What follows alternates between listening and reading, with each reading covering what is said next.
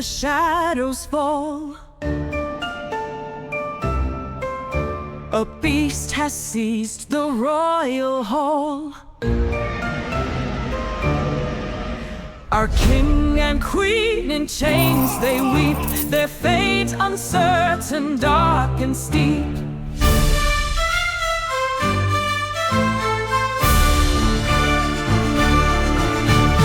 Rise, brave hearts, with swords of light. Through trials fierce, we face the night. With royal guards and blacksmith's might, we march for justice, for what's right.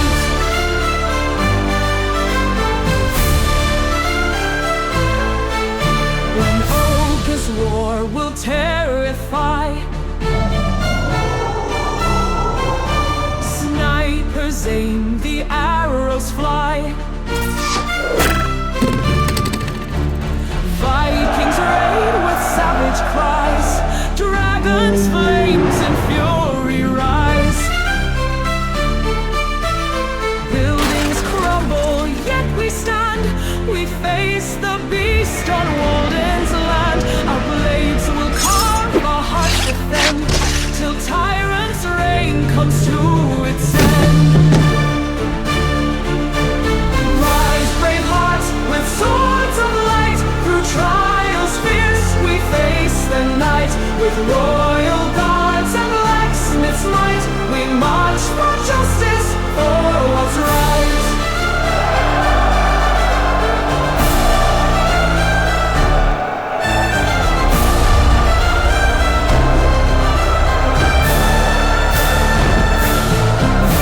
Summon now the archangel's grace. Her great white wings, her timeless face. She'll guide us through the fiery gate, to challenge, conquer, liberate. Archangel's judgment, pure and wise. She sees our truth beyond disguise. If hearts are pure, our path is clear. The king and queen shall rule revered. Rise, brave hearts, with swords of light. Through trials fierce, we face the night. With royal guards and blacksmith's might, we march for justice, for what's right.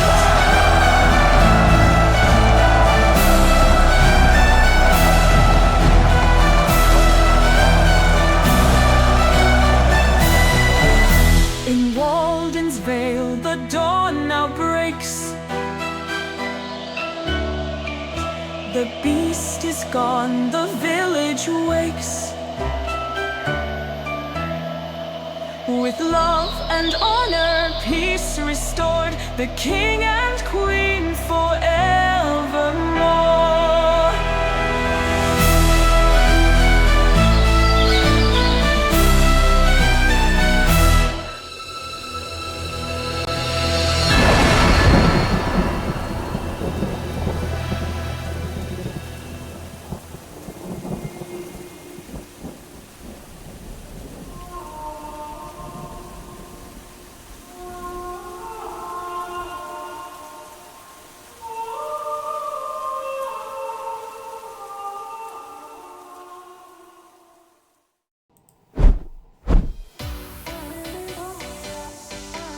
Good morning, everybody, and welcome to today's development stream. Whoa.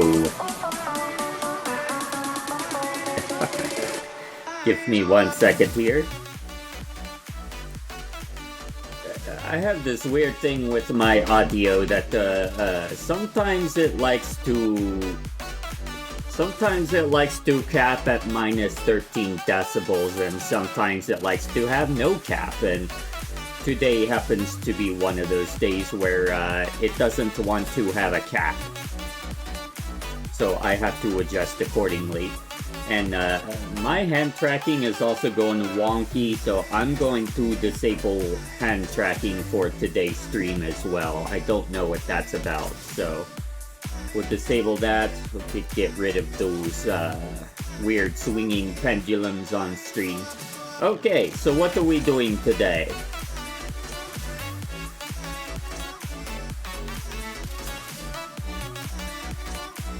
Today we are working on Saving Wallden. Once I adjust everything. My monitoring device is a little loud, so I'll turn that down a little bit as well. So Saving Wallden is a pinball game that I have been developing for quite some time now.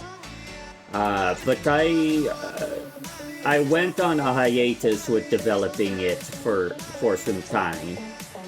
I just didn't really have the time to work on it, or you know, the Saving Wallden, the project, since this is a free game and not something that I'm going to charge money for people to play, because that would be against the terms of service of Visual Pinball X. This project is pretty much low priority for me, unfortunately. As much as I really want to get this done, you know, and work on it, I can only do so much. I have to prioritize things that, you know, pay my bills. And I am not in a good financial state right now. And for those reasons, Saving Wallden is kind of... Sometimes I'll work on it, sometimes I will put it on a hiatus for a few months.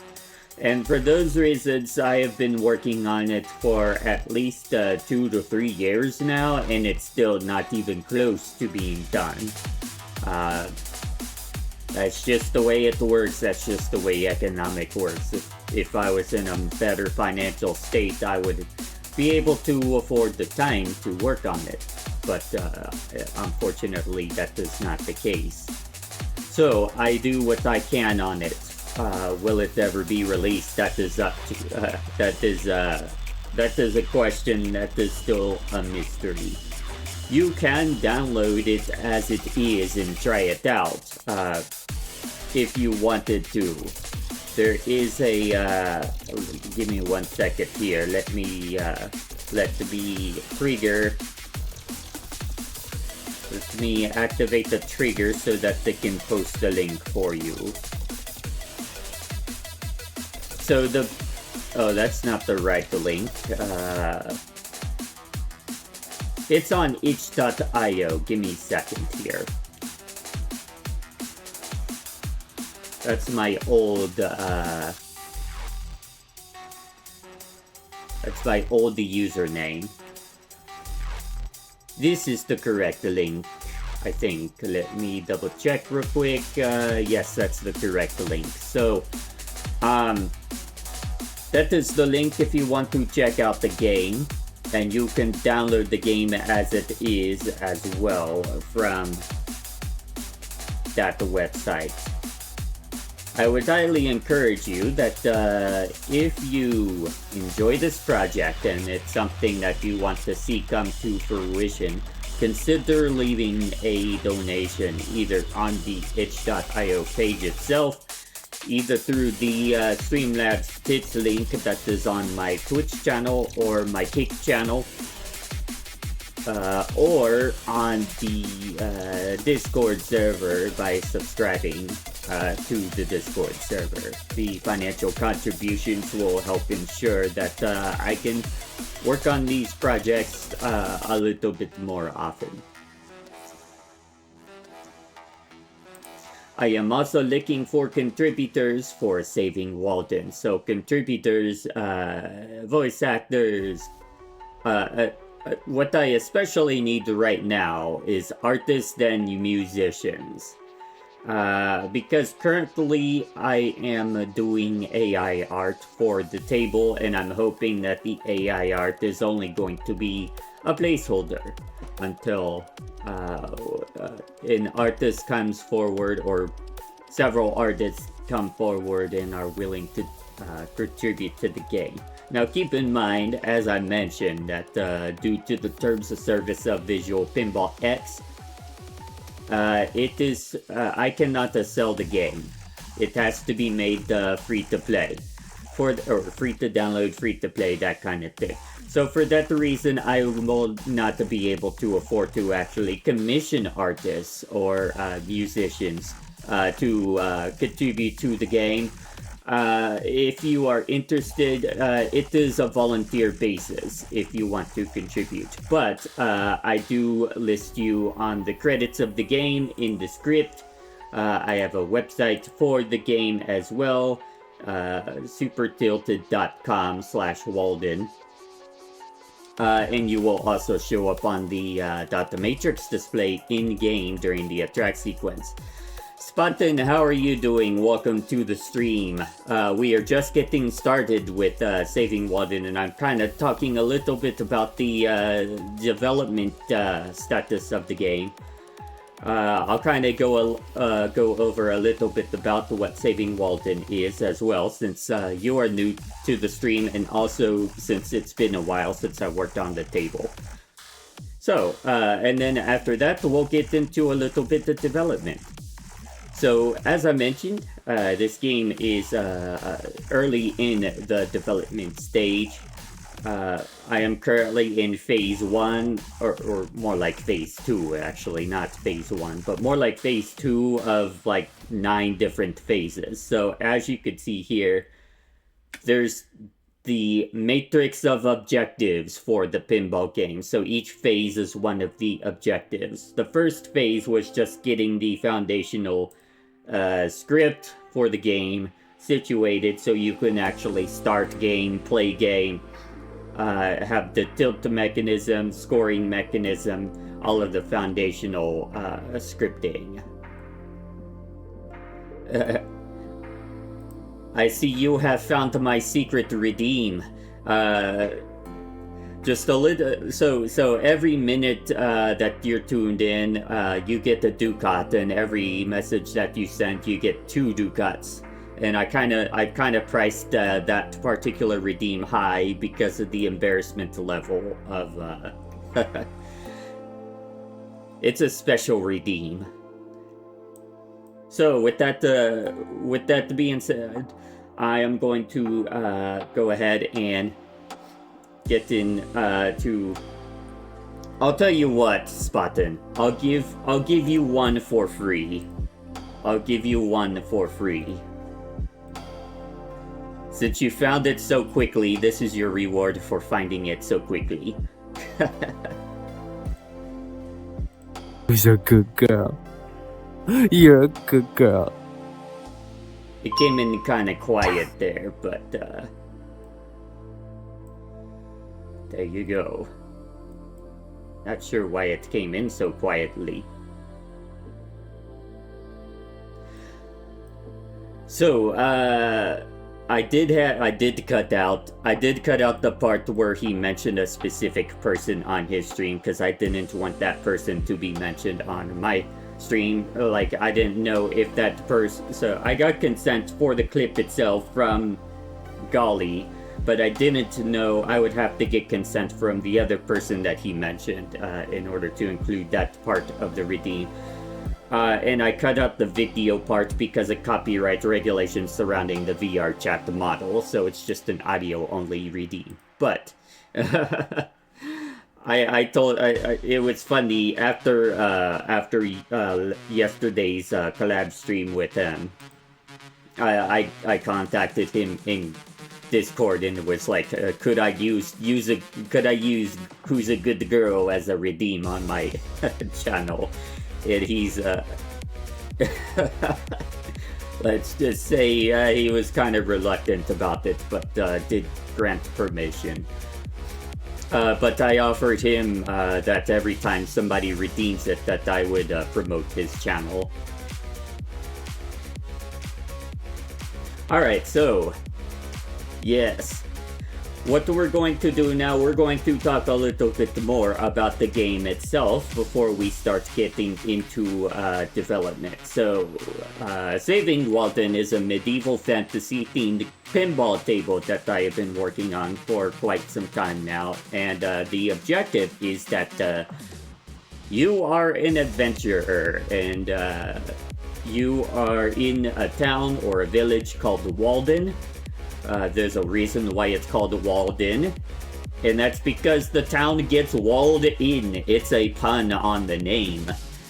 So it gets walled in by an external force, an evil beast that wants to infiltrate the village and take over the king and queen. So your job as the adventurer is to save the village and keep the king and queen from getting overthrown. But here's the fun part of the game. You don't have to play the good guy. You could play the villain. This I'm kind of coding the game to be kind of like an Undertale vibe. So you don't actually choose in the beginning which side you want to take. It's based off of the actions that you take during the game. So as you progress through each objective, each of these objectives deal with a different character or characters in the game. So once you complete a certain objective, you are then given the choice of whether you want to kill that character or whether you want to spare the character. So essentially, at first you're battling the character, and you weaken because the character is attacking you, thinking that you are the threat or whatnot to Wallden. They don't know what your intention is, so they are after you, and you're just trying to defend yourself at first by weakening them. But once you get to the point where they are too weak to continue fighting, then you have the choice to whether you want to finish them off and kill them, or spare them. Show them the light that, I am not the villain, I am here to help. Let me right the wrongs that I have caused and heal you back up. If you choose the bad side, usually you get some sort of feature in the game, and then the objective is finished. There is actually two exceptions to that, the blacksmith and the chaser. We'll get into that in a moment, but if you choose to spare them, then a secondary objective triggers in the game, and you have to complete the secondary objective, which basically involves both re-healing the character that you damaged and also convincing them that you are not the bad person. And you have to do that in order to succeed on the good route of the game. If you fail to do that, then they die anyway from your injuries, and then it's treated as a kill. And it goes towards the bad ending of the game. Now, I mentioned that if you choose to finish off the character and kill them off, they will die immediately, and then a feature starts in the game. However, the two exceptions to that are blacksmith and chaser. So, before I could tell you why there are exceptions to that rule, I have to tell you a little bit about each objective. Castle is, so obviously a king and queen needs a castle, right? They live in the castle. The castle is surrounded by 3 guards. With the castle, you're going to each of the 3 guards. You are being trained by a royal trainer to defeat the enemy. And he's trying to convince you that the enemy is the guards of the castle. And so he's going to give you some training sessions, like practice sessions. They're like little game modes that you can do to improve your skills. And then once you do those, you fight the 3 different, we call them mini-bosses, that surround the castle. And then after you complete the 3 mini-bosses, then of course you decide whether you want to finish them off or spare them. So then we have Dragon, and then Dragon are 3 dragons of Wallden that you may think at first are actually infiltrating Wallden, but in reality, these 3 dragons have been hired by the royal family to protect Wallden. You don't know that at first in the game, though. I'm kind of spoiling some stuff. But you don't know that at first. So you think that they're actually on the bad side and you're trying to, fight them. And once again, you have the option to spare or finish them off. You have Chaser. Chaser operates a little bit differently. So Chaser is an ogre along with an army of goblins. He's following you around throughout your adventure. He's trying to catch up to you. So this is kind of like a hurry-up feature. So once he catches up to you, a little hurry-up feature starts, and you have to quickly complete the objective before he actually gets you. If he gets you, then you take damage, and so on and so forth. But because you're not actually actively fighting the Chaser during the objective, he's actually at full health once you complete the objective. So you can't simply finish him off in one blow. So Chaser's one of the exceptions to that rule. You can't finish him off in one blow if you choose to kill the Chaser. You have to actually battle the Chaser if you go that route. Escape is, this actually doesn't involve any character in particular. It's just simply that you are in a building and the building is about to collapse, so you have to get out of the building before the building falls apart. So it's kind of a no room for error type of mode, where you have to get all of your balls into this hole here. It's like a 3-ball multi-ball. You have to get all 3 balls in that hole without draining any of those balls. If you drain even one of them, you fail the objective, you take damage, and then you have to try it again. But the feature here is not the since this doesn't involve a particular character directly. The feature here is that once you get out of the building, you hear that other people are trapped in the building. So you have the option to be the hero and try and save them and get them out of the building, or to to basically walk away from the scene and let the building collapse on them for your own well-being, I guess you would say. You're sacrificing them for your own health. Then we have Vikings. So there's an army of Vikings that are coming in. You think they're raiding Wallden, but again, it's kind of a false premise. So you fight them. Then you have Blacksmith. Blacksmith is actually on your side. Blacksmith is helping you by increasing your armor stat, which gives you better ball save, which means longer duration. Like whenever you put the ball in play, the ball will stay in play longer. So if you drain your ball before time runs out, it comes back into play without you taking damage. That's how ball save works, and Blacksmith helps you increase that time. So he's actually on your side, and once again, just like with Chaser, you're not actually fighting Blacksmith during the objective. So he's at full health when you get to the point where you've completed the objective. So if you choose to kill the Blacksmith, you have to actually battle him. You can't one-shot him since he's at full health. And that battle is actually, so if you think Undertale, you could consider Blacksmith to be the Undyne of Undertale, because he will try and stop you from continuing on the bad route of the game. And if he successfully stops you, if you fail to defeat the Blacksmith, he will take all of your armor and run away and flee. And that is really bad for you, because that ruins both the good route and the bad route. It puts you kind of in this neutral, I guess you would say, position.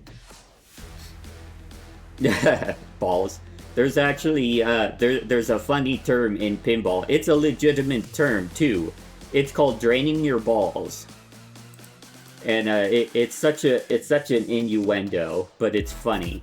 I don't know if the person who came up with the term ever thought about it when they came up with it, but that is the official term that we use in pinball. If the pinball falls through the flippers and goes into the drain right here, it's called the drain, where the ball goes out of play. It's called draining your balls. Are there also blue balls? Usually not, unfortunately. I cannot think of a game at the top of my head that uses blue balls. Now, there are a few pinball tables that use white balls, but for the large majority of they use steel balls, which are like, reflective mirror-like balls.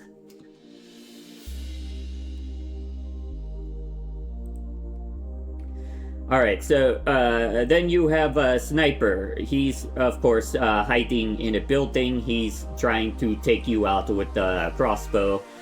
So you have to take him out before he takes you out. And then once you complete these 7 objectives here, Blacksmith, Escape, Dragon, Castle, Chaser, Viking, and Sniper, then you proceed to fight the final boss. And the final boss is the Vile Beast, who is trying to take over the King and Queen of Wallden.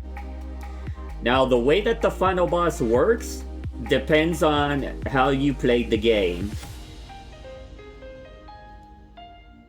So, yeah, I'll get to that in a moment, Spartan, but you are on the right track. So, the way that the game works is if you were proceeding in a good run and you have successfully completed all of these 7 objectives and spared every character, you play a special final boss sequence. I don't know if you would be familiar with this game, but think Just Shapes and Beats, I think the game is called. There's the ending sequence at the very end, after you fight the final boss, and it transforms into this vile beast, the secondary sequence. Actually, let me see. I don't know if I should do it because of copyright regulations, but yeah, maybe I should be able to do it without actually playing the video. The full video.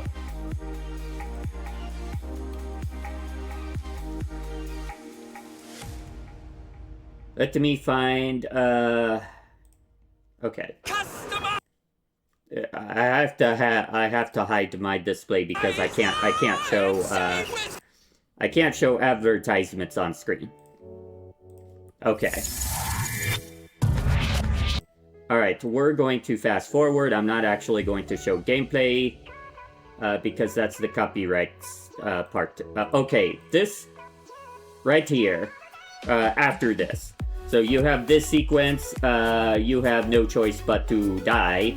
I don't have that part in the game, but think of the final boss sequence when you are in... Actually, you know what? No, I'm wrong. I do have... Let me think about it. It's been a while since I've planned this out.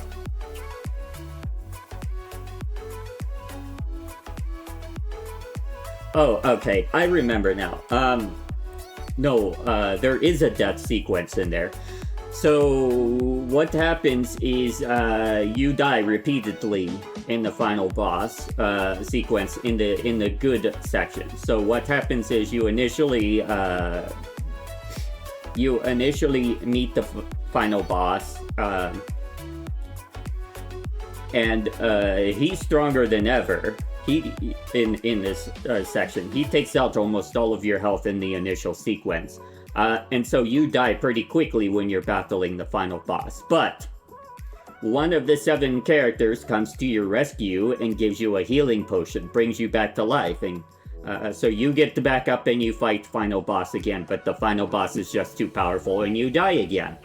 So then the second character comes into play, gives you a health potion, you get back up, and then another shot comes into play. So like each time you get back up, you get a little bit stronger. You have another shot that you can shoot to deal damage to the final boss. So this sequence continues on until all 7 characters have come into play that you have spared, and they have healed you. And then you get defeated again one last time by the final boss. And then the final boss is mocking you like, oh, who do you have now? You don't have anybody else to save you this time. But do you? We haven't talked about the angel. So, before I get into what happens after that sequence, we need to talk a little bit about the Angel of Wallden. You don't usually, when you play the game, because the game is going to be quite a difficult game, you will usually not have an encounter with the Angel. In most games that you, most times that you play the game, you will not encounter the Angel. And that's because the Angel is basically the sequence after the final boss, typically. She's the Sans of Wallden, we'll put it that way. So in Undertale, you have Sans, and Sans is the one who is judging every action that you take. And when you get, you know, in the No Mercy route of Undertale, you meet up with Sans, and you have a final battle with Sans. And Sans is, you know, extremely powerful. The Angel is kinda similar to that. The goal of the Angel is, think of her as like, we believe in like gods and deities in our universe. We believe that, a lot of people believe that there are gods that protect this universe. But they do so in a way that also grants us free will. So they don't step in and intervene in the natural order of things unless if they absolutely have to. And that's what the Angel does. She does not step in unless if something extremely catastrophic was happening in Wallden, and there's no other choice for her to step in, but to step in order to preserve the natural order of things. So, at this point, going back to the sequence, you get defeated one more time by the final boss. There are no more characters who can save you. The Angel realizes that if you die, the final boss is going to take over Wallden and basically destroy Wallden. And she can't let that happen. She has to intervene now. She comes into play. And we go back to just shapes and beats for a second here. It's kind of like...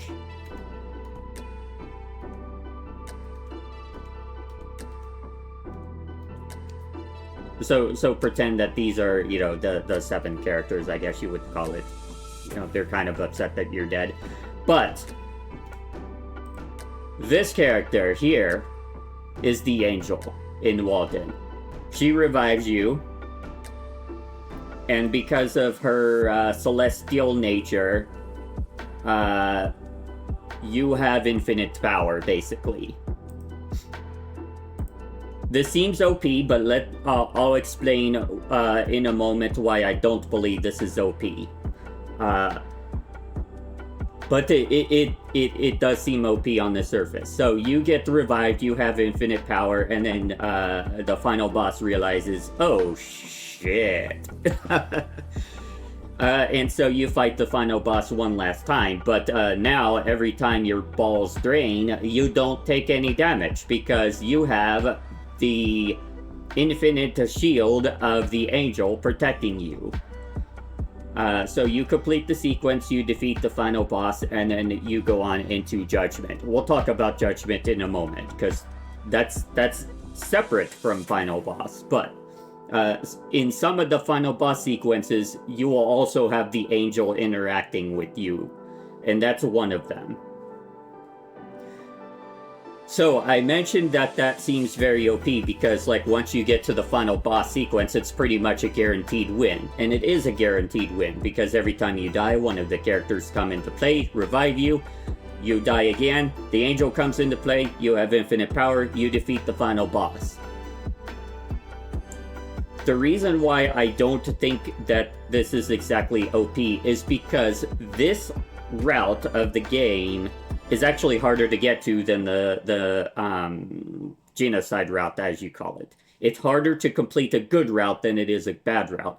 Because, as I mentioned before, once you get, in each objective, once you get to the stage where you get to decide whether they live or they die, in all but 2 of the characters, if you choose die, they die immediately.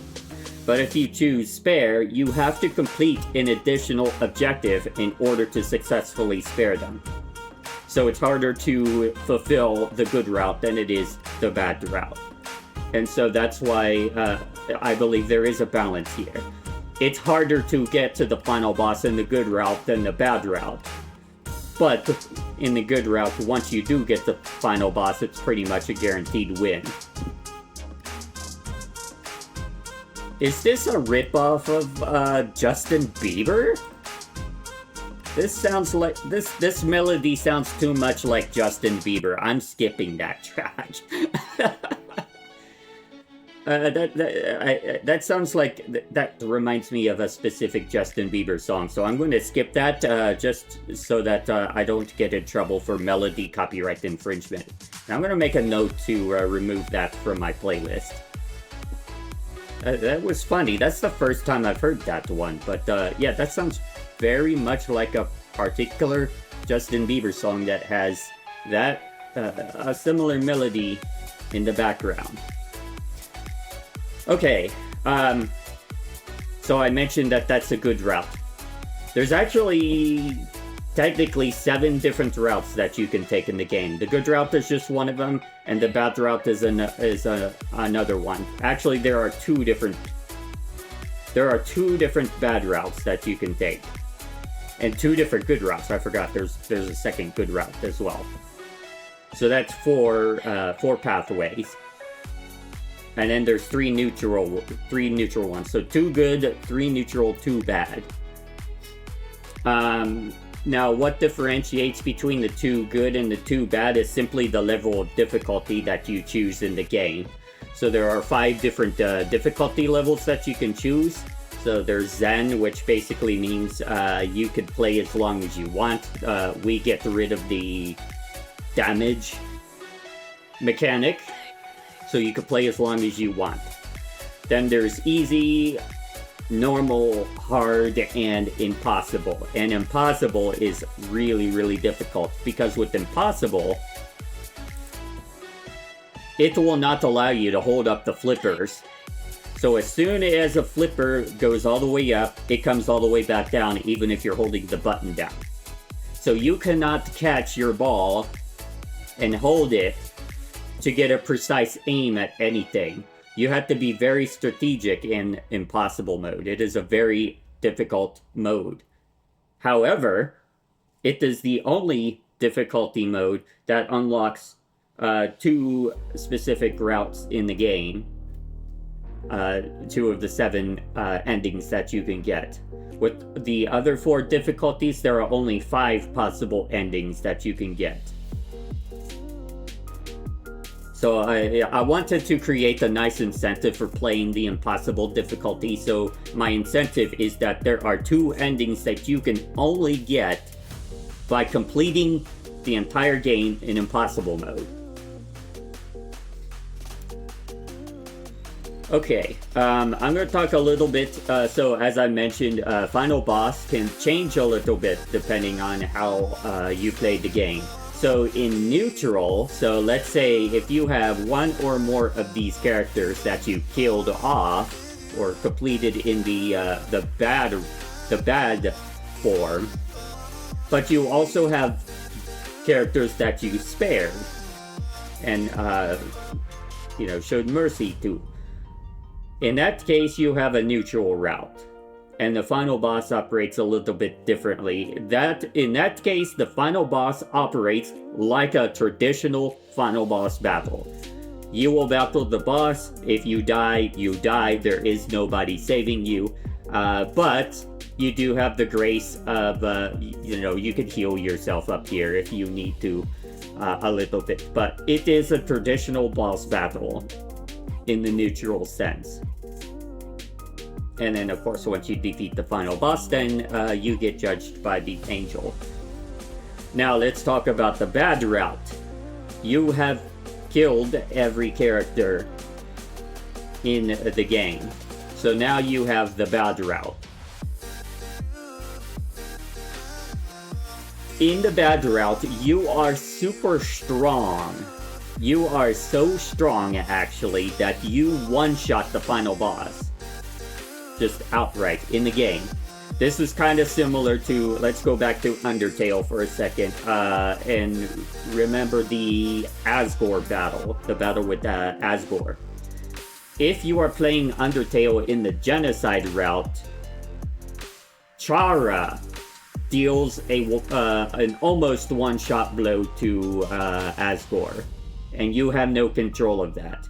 That's kind of how the game works here. You have no control over the fate of the final boss. You have already decided the fate of the final boss by killing all of the other characters.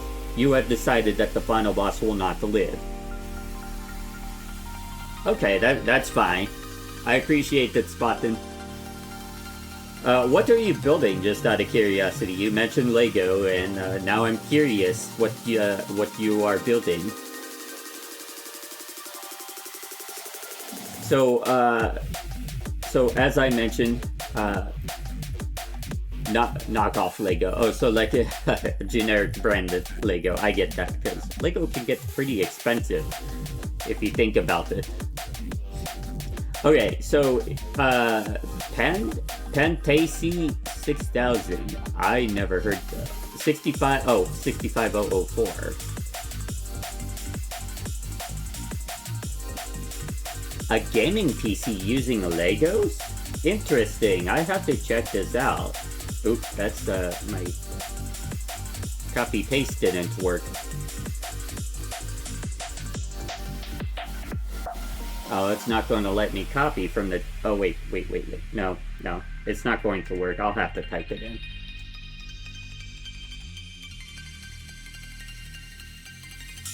Oops.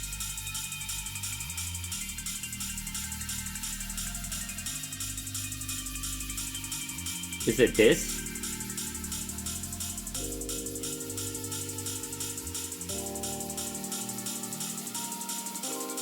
Nice. That looks pretty cool, actually.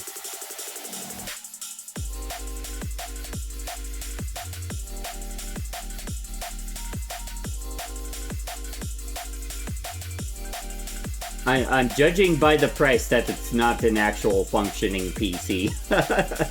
There is no possible way that you would be able, in this day and age, to get a computer with a functional RAM, mind you, for $65. The RAM itself would be a lot more than $65 nowadays. Oh, it has DDR... Wow, okay, so it is functional, but it has DDR1. So it's basically a Raspberry Pi then, I guess you would say, or an Arduino, I'm guessing. Oh, okay.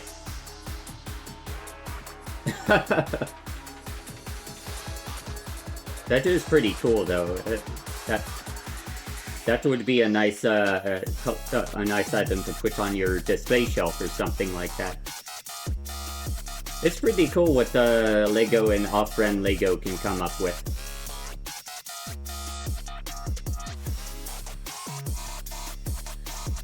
Okay, so as I mentioned, I got this for Christmas, but haven't gotten around to building it yet. Are you enjoying it so far in terms of like, you know, the mechanics of how you build it and things like that? Like, is it a fun build? I guess is the best way I could ask the question.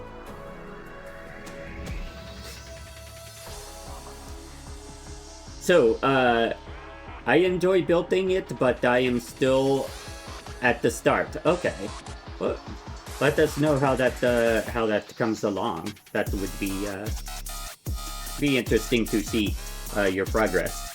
So, in the neutral route, you have killed some and spared some.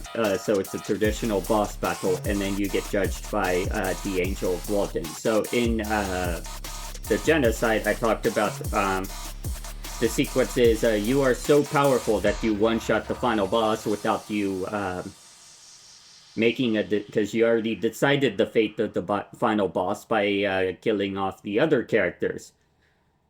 So the final boss dies, and then you go after the king and queen.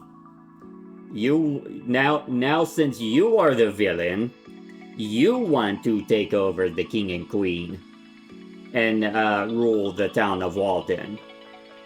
So you take a swing at the king and queen, but the angel stops the attack from happening. The angel sees that you are about to disrupt the natural order of Wallden, just like in the past, not the past. That's Undertale talk. In the good route,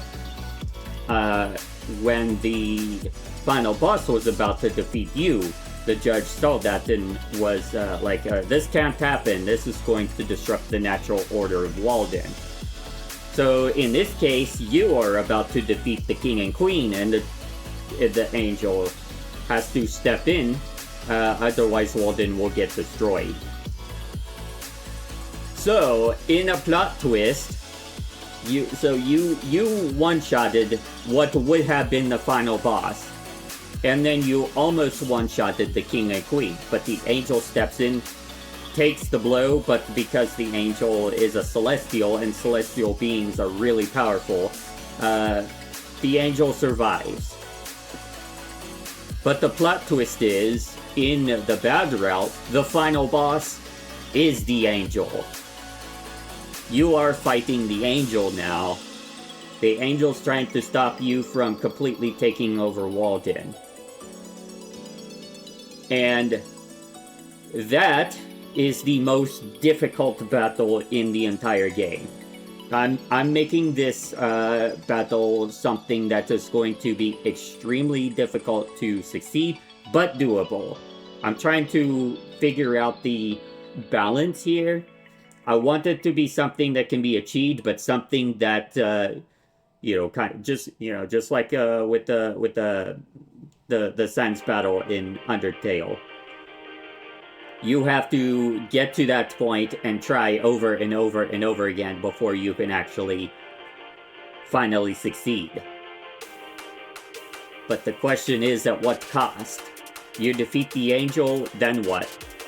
Wallden still gets destroyed because you defeated the angel, and the angel was maintaining the balance between good and evil for Wallden, the natural order of things of Wallden, and so you defeat the angel and the natural order of things just implodes on itself, and Wallden gets destroyed. And so you have an ending where Wallden gets destroyed, and I'm not going to spoil any of the endings here. That's for you to find out once I implement it in the game, and then you play it.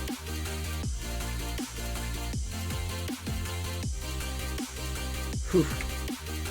So yeah, there is a lot planned for this game, and a lot of what I talked about has not yet been implemented. As I mentioned, the only thing that has been implemented is the basic game mechanics and most of the training modes for the castle objective. I haven't even gotten to the mini bosses for the castle objective yet. I did implement Blacksmith. I forgot about that. Blacksmith is done and fully implemented. So I guess technically this is Phase 3, not Phase 2, because I did implement Blacksmith. So the Blacksmith feature is working, and the mini bosses for the mini wizards for the Blacksmith are also working. But I am working on Castle right now. So let's actually get let's talking more developing now. So let's get into some actual development, shall we? The first thing I need to do is change my name. So a few months ago, I went by the name Aureliel Krell. That was a different vampire character that I kinda sorta used. She was a she, and I had the voice changer for her. That did not go over well, because voice mod sucks. Voice changers suck. Really badly suck. And so that did not go over well. I decided, and then I also decided that I did not want to.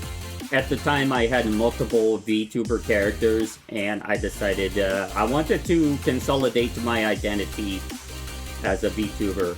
I wanted to. Give me 1 second here. I'm in the wrong folder.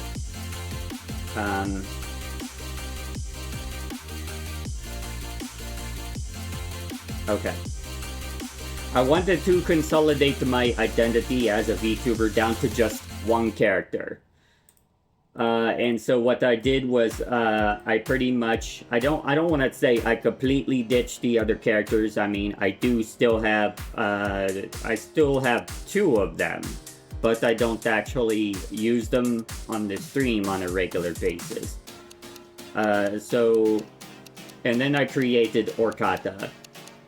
And I decided I would just use Orcata as my streaming persona. I thought, having too many characters means that you would have split identity on your stream, and that wouldn't really, it would confuse your viewers, so to speak. Your viewers would think, what are they trying to identify as? Because they have this character who's like a grumpy, kind of stern, combative angel, and then there's this cute, bubbly angel who wants to spread love and compassion all over the place, and then you have this manipulative, fallen angel who wants to spread the chaos everywhere, and then you have vampire.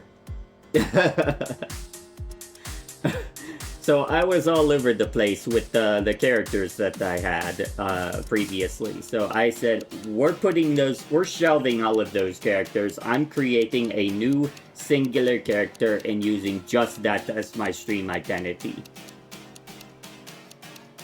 So I need to change my name in the game from Aureliel to Orcata. That's the first order of business. And in order to do that, unfortunately, the IDE or the code editor in Visual Pinball X does not allow us to do mass search and replace.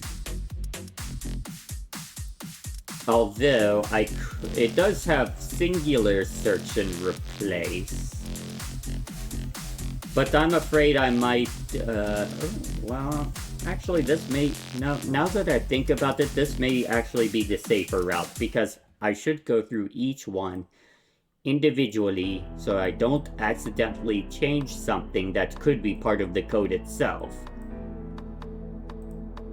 Okay, so we are going to replace this to Orcata, replace that to Orcata, replace that to Orcata. So this is the credit for the people who have so far worked on the table. Orcata. Okay, so this is what I meant by actually changing the code. This is not a comment, this is actually part of the code. So I have to be very careful about this one. However, it is a constant. So, because it's a constant and not like a function or something like that, it will be safe to change as long as I change them in every other section of the code. We'll have to change the text here. So this is part of the .the matrix display for the game. You'll see that in a moment.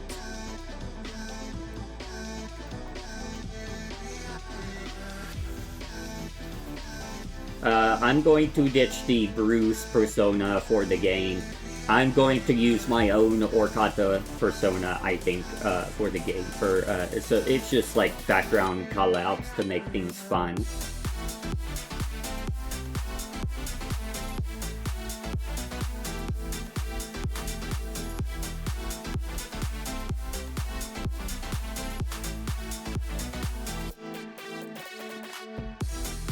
Okay, I am fairly certain that there is no code in this section because this is just changelog. So we could do a mass replace in this section.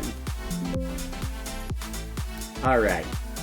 The only issue is the tabbing kind of got messed up here. So let me fix the tabbing.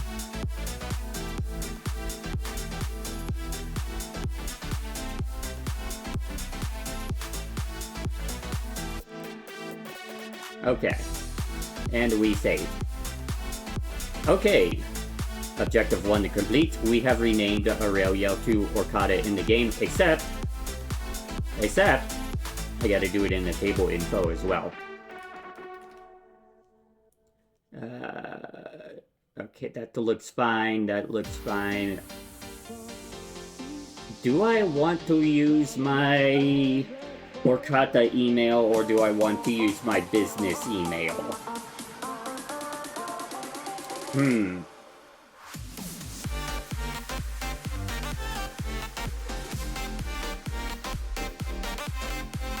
I'll put my, this isn't technically a business project, so I'm going to change that to my, streaming, my VTuber email.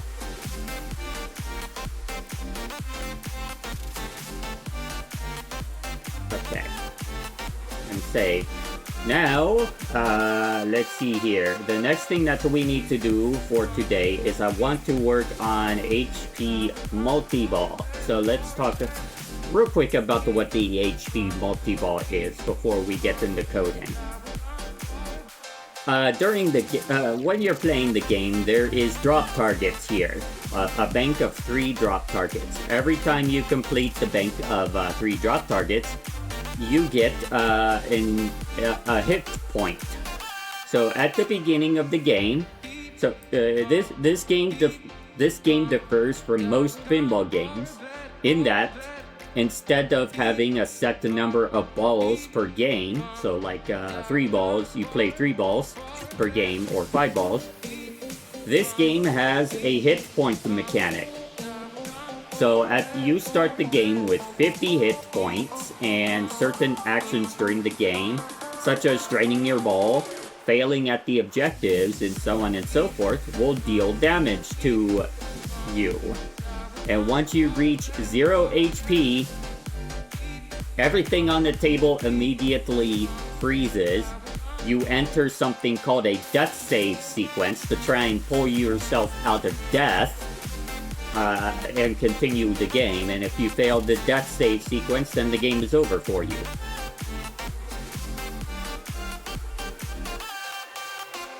You can heal yourself throughout the game by completing the drop targets, and that will give you a hit point every time you complete the drop targets. Furthermore, the drop targets will be dropped and kept dropped for about 10 seconds. And during that 10 seconds, there's like a little switch. Yeah, it's healing, basically. It's a healing mechanism. So the drop targets will be down for 10 seconds, and there's a little switch here, because this is a piece of rubber. If you hit the ball against the rubber, you'll get another hit point. So it's like so when you complete the drop targets, that's the slow way of healing. You get 1 hit point, but then the drop targets stay down for 10 seconds, which exposes this piece of rubber, and then you can bash that piece of rubber for the next 10 seconds with your flippers to try and get the more hit points and quickly heal up that way. But there's a third way that you can heal yourself, and that's the HP Multiball.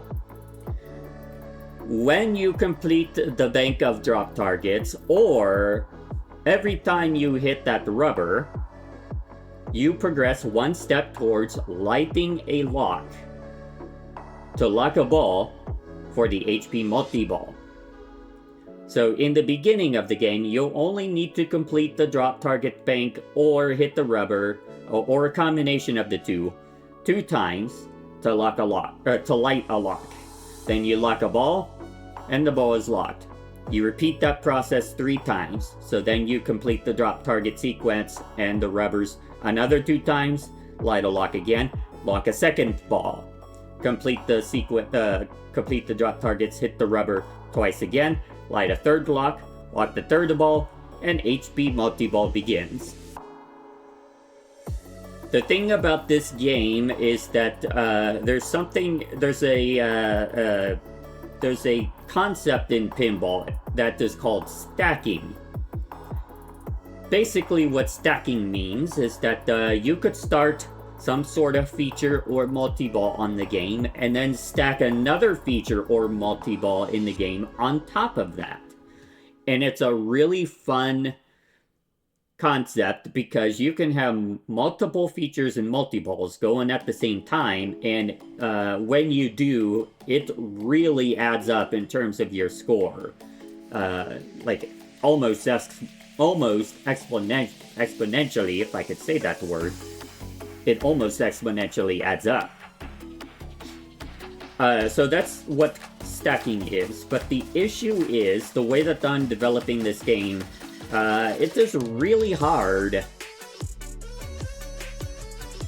It is really hard to create stacking in this game without disrupting something. So a lot of the features in this game cannot be stacked. But one thing that can be stacked is the HP Multiball. And that's very important because you could be in a final boss battle and start an HP Multiball. And that would be huge, because then you could start healing yourself back up as you're fighting the boss. And the thing about the HP Multiball is that if you started during another feature, such as the final boss, the HP Multiball keeps going so long as the other features are going.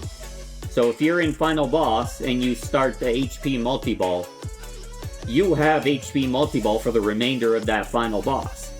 So for the remainder of that final boss, you have a jackpot that is lit that heals you quite a bit, like 3 HP, 4 HP, 5 HP per jackpot. So that's quite significant, and it can really help with different things like the boss battles and some other features. So the strategy here is that you don't want to start HP Multiball on its own. You could if you want to. But the strategy is to start it while you're doing something else. And that way it can help you quite a bit in whatever feature you're in. So, like I said, HP Multiball, what that means is you get the more balls in play, and then the drop targets become the jackpot. So the first time you start HP Multiball, the jackpot is 3 HP. Every time you complete the drop target paint or hit the rubber, you get 3 health points or hit points. The second time you start HP Multiball, the jackpot is 4 HP because it's more difficult as you go on to start the HP Multiball. So it gets more difficult, but the jackpot also goes up. So that's how HP Multiball works. But what I want to do is we have like a little fun sequence. I'm spending a lot of time in this game with aesthetics. So a lot of people who create original tables in visual pinball, I mean, not to harp on them or anything like that, but they don't spend much time in the immersive part of the game. So like, you know, maybe they'll have something where you can start the multi-ball or start a feature or something, but the multi-ball and the feature just starts. It just starts right away. There's no grand intro or, you know, something leading into it to really get you hyped for that feature. And I'm trying to incorporate that in this game.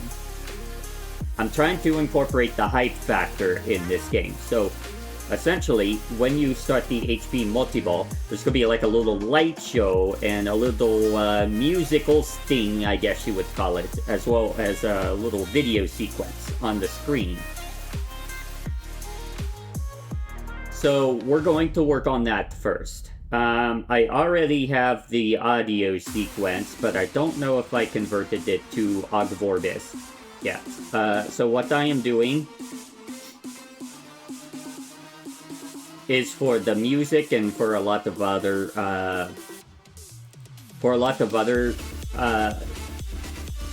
media in the game, I'm starting off by creating it in WAV, W-A-V format, because it's lossless. Lossless means that there is no loss of quality when you save it or when you edit it, and that's very important during the development stage of a game. You don't want to have a piece of music, save it as a lossy format, which means the audio quality gets compressed, then go and reload that back into your editor to change something, and then save it again as a lossy format. Each time you do that, the audio is going to lose quality. Lossy is a loss of quality. Think lossy, loss. So what we want to do is lossless. We don't lose quality. So I do WAV format for a lot of my media. But the problem with lossless is that it takes a lot more disk space. Like for instance, we'll scroll down here. The final boss kill music sequence. 35 megabytes. In OGG format. Let's see what the space. Let's see what the space is for that. I believe it would only be like 5 or 6 megabytes.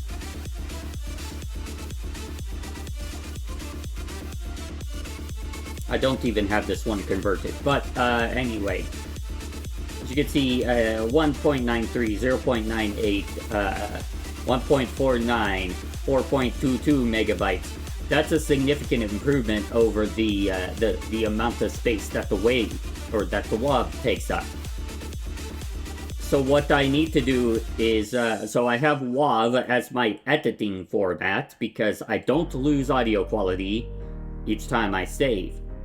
But again, it takes up too much space. I can't use WAV in the long run.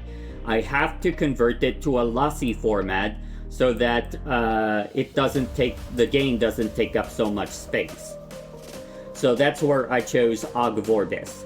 Why did I choose Og Vorbis and not the MP3? There are two reasons for that. One is licensing. MP3 is a proprietary format.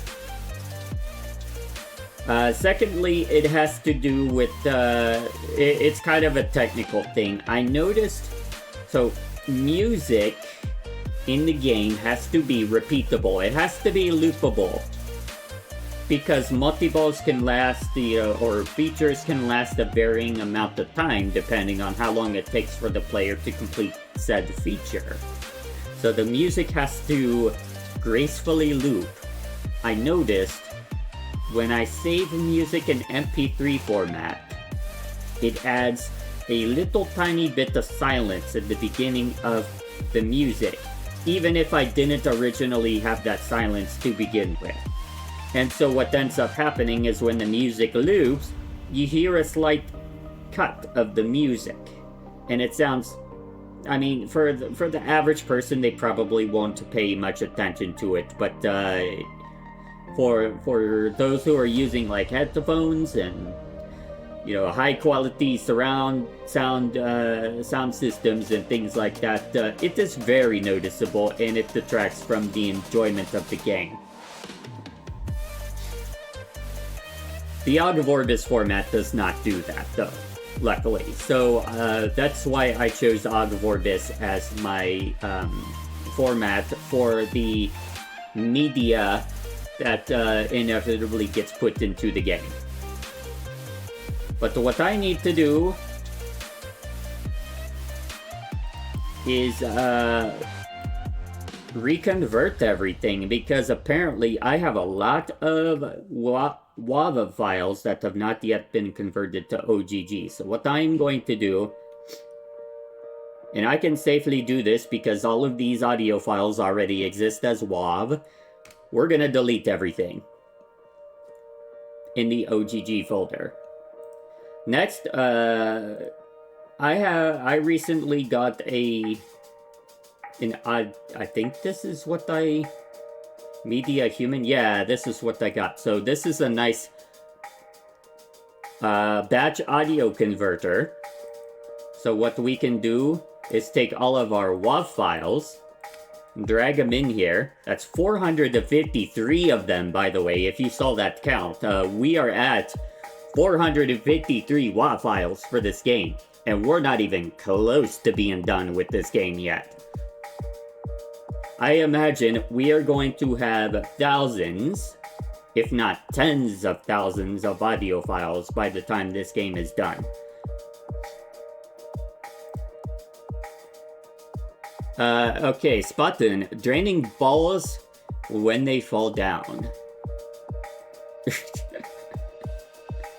Yeah, when they fall down between your flippers. They drain.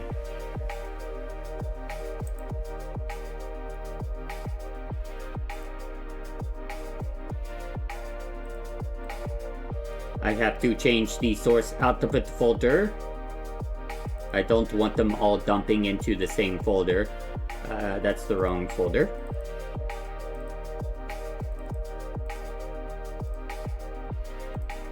And we start.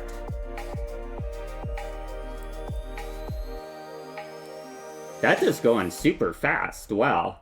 It's already down to 143 left.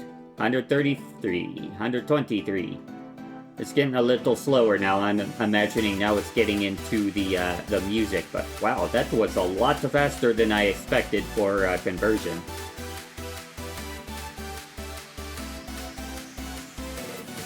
Okay, 453 files have been converted, and now let me make sure that they actually work. Now, I have to pause my music player for this.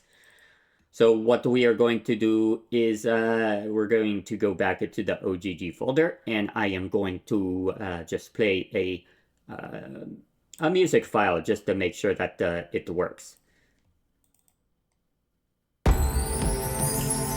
Yep, it works. Let's turn that down a little bit.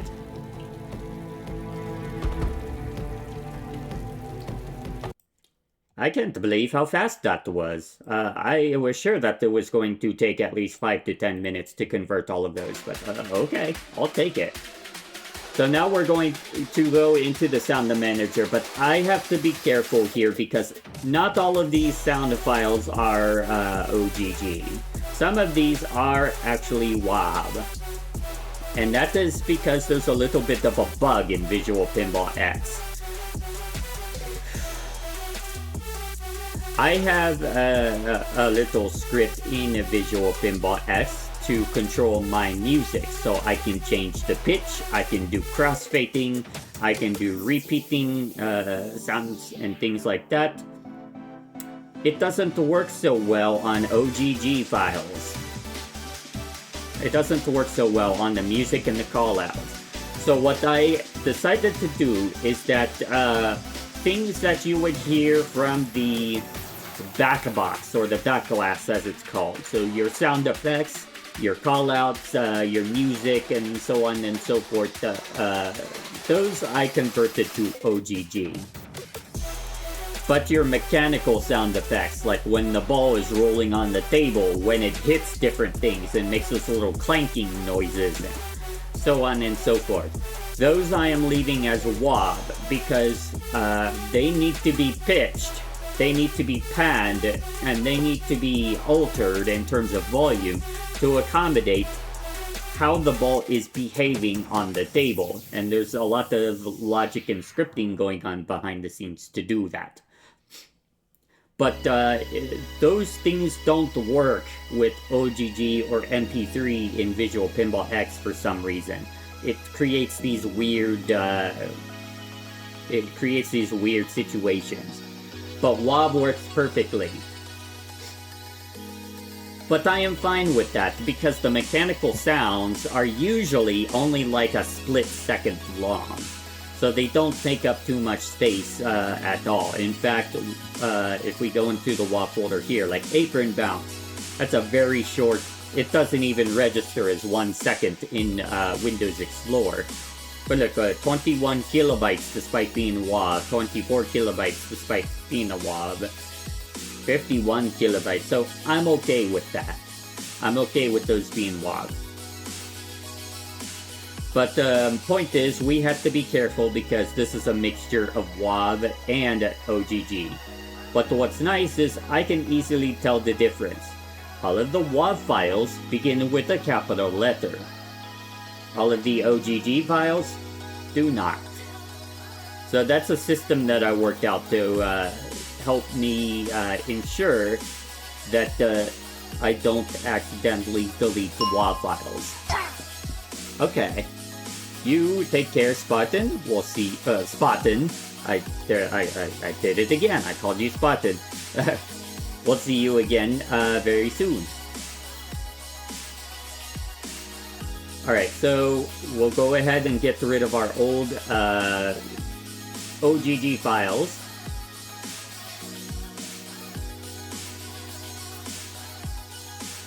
So this is, by the way, this is the sound manager within the Visual Pinball X. So this is where you manage all of your sounds and music.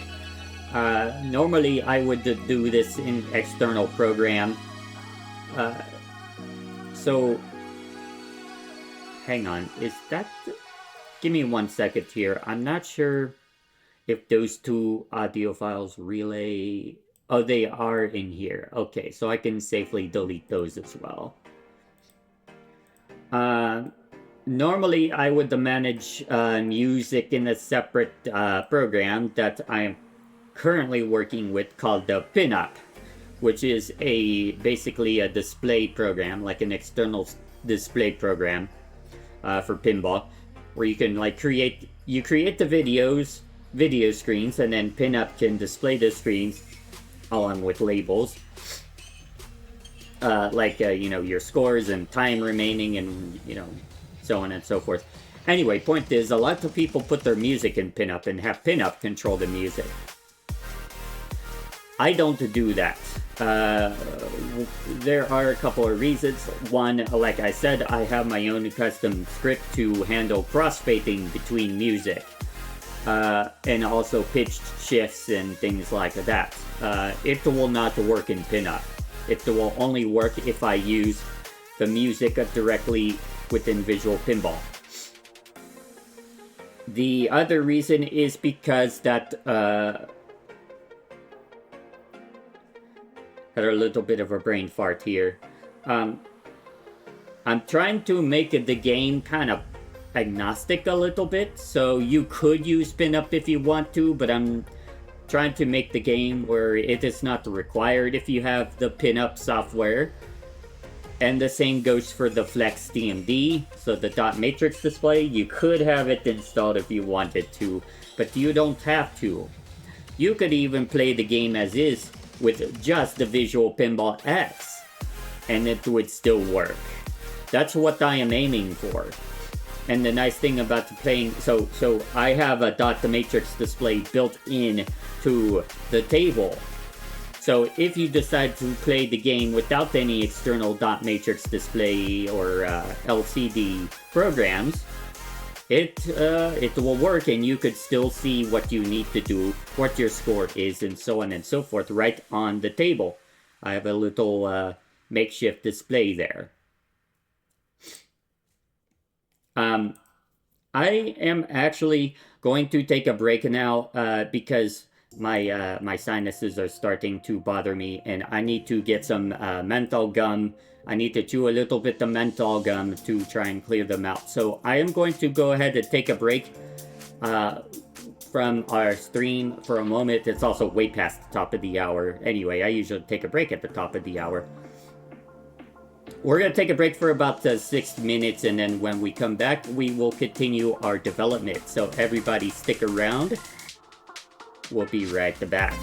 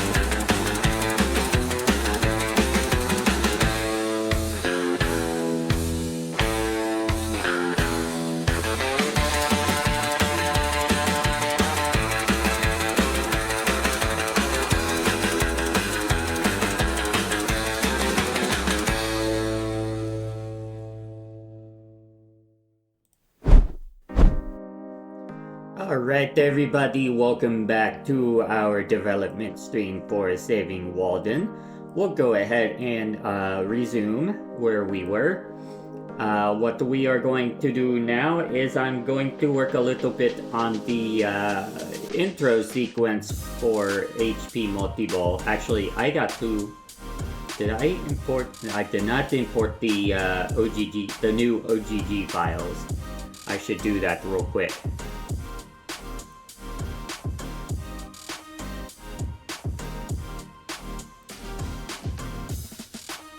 There we are. Now I have to toggle them to backglass. This one's not backglass. This one always gets selected when I do that, so I have to always fix it when I do mass imports like that, but there we go.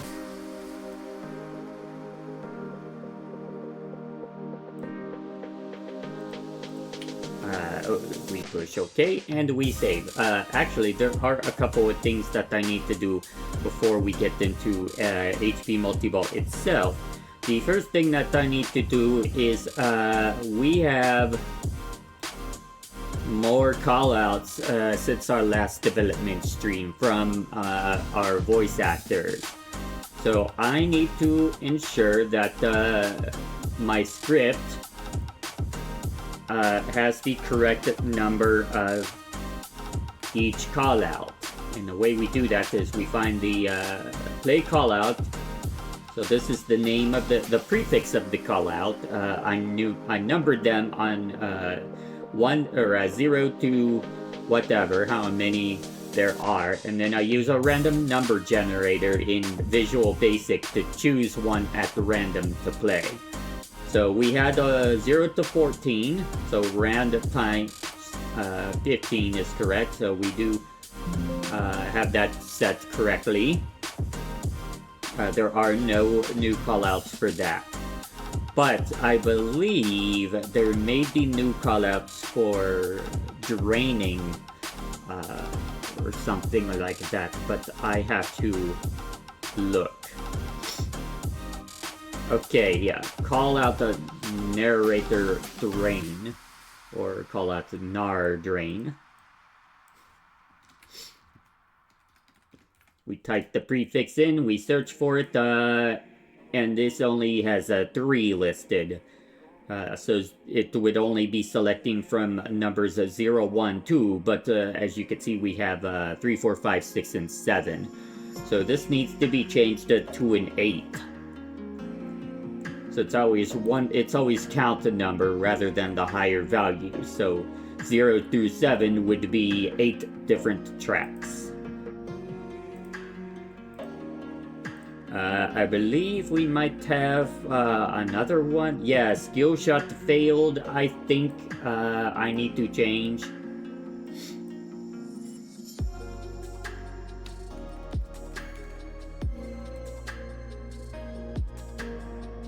Yeah, so that is set to 3, but we actually have 6 tracks.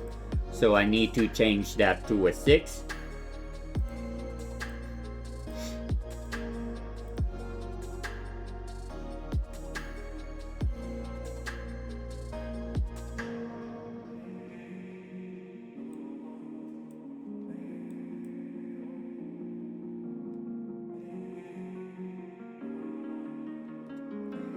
Let me look real quick to see if I have any others that I may need to add. I don't think so. I think that was just the 2 that I needed to adjust. I think we're good now. So we'll save, and then we'll get into doing a little bit of HP Multiball modification. So what I want to do first, actually, I need to change this to Imagine 3 and the 4, because the AI that I use for temporary artwork in this game, when I first started doing that, it was at the version 3, but now it's at the version 4. Okay, so what we need to do is I need to scroll down to the attract sequence.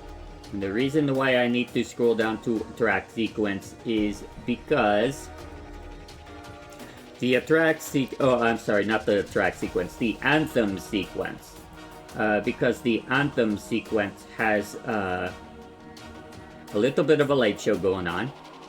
And I can kind of refresh my memory in terms of how that works, because I'm going to copy a little bit of the light sequence from the anthem and use that for when you get the HP Multiball.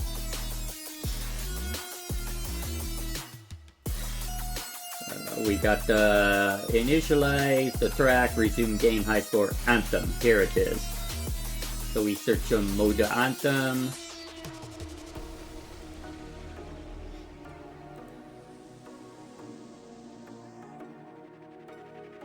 Yep, this is it right here. So okay, I'm going to kind of tell you a little bit about what's going on here. So I have a class that I wrote for Visual Basic or VBScript for pinball tables called the Q, the VPW Queue Manager.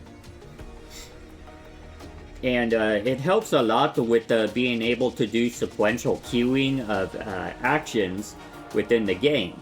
Because you might have different sequences and stuff that you want to run not in parallel, but you want to run one, synchronously rather than asynchronously. And this helps with that quite immensely because you could set timing, you could set the priorities, you could set the time to lives, and a whole bunch of other stuff. So for the queue, whenever we want to add something, we give it a unique code name for the item that we're adding in. This is the Visual Basic code that is to be executed when this queue item reaches the top of the queue. Then we have priority. The way priority works is that when deciding what comes next in the queue, higher priority items that are currently pending in the queue get executed first, and then lower priority items get executed. This is very useful, for instance, like if you have an extra ball sequence, you probably want that to be quite high priority. Like say if you're in a multi-ball and you get a bunch of jackpots, but you also get the extra ball, you want the extra ball sequence probably to take priority over jackpot sequences. Because it's a much greater reward in the game. So that's where priorities come into play. Then you have pre-queue delay, which is a little bit of a technical feature. It basically says it's like a delayed adding into the queue. So it pretends like you didn't add this item into the queue for that number of milliseconds. If you put in 0, then it's immediately added to the queue. You have pre-delay, which means that once this particular item reaches the top of the queue, it's going to wait that many milliseconds before the code executes. Then you have post-delay, which is the opposite. Once the code is executed for that queue item, it waits that number of milliseconds before moving on to the next item in the queue. Then you have time to live. So like for instance, going back to our example of jackpots and extra balls, it would be kind of awkward if you have a long extra ball sequence and then you play a jackpot sequence from a jackpot that you scored 15 seconds ago. So the time to live means that if this particular item does not get executed within this number of milliseconds, then we don't execute it at all. So for instance, if we put 5 seconds here, then from the moment that this item got added into the queue, if it did not reach the top of the queue and execute within 5 seconds, it does not get executed at all. And then finally we have a boolean, which determines whether or not we execute this immediately. So if this item If the priority of this item is greater than or equal to the priority of the item that is currently at the top of the queue, setting this to true means it will immediately override that item. And then this will become top of the queue. So you would probably do this, for instance, with the extra ball sequence. So that's the fundamentals of how the queue system works. There's a few little technicalities that go, it's kind of techy. I'm not really going to get into it that too much. Anyway, so we have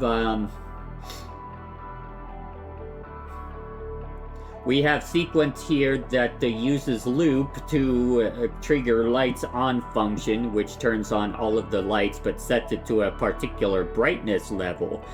So this is actually like a simulated fade.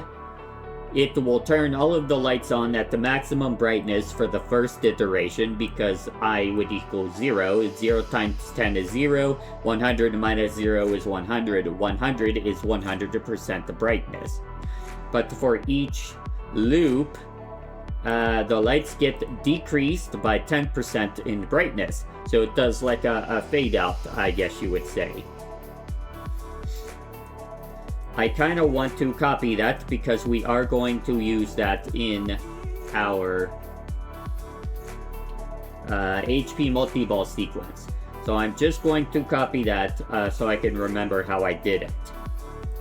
The next thing I want to copy, we have the voice, the verse. We have a function called lights on square, which turns on randomly. It randomly turns on some lights in a square.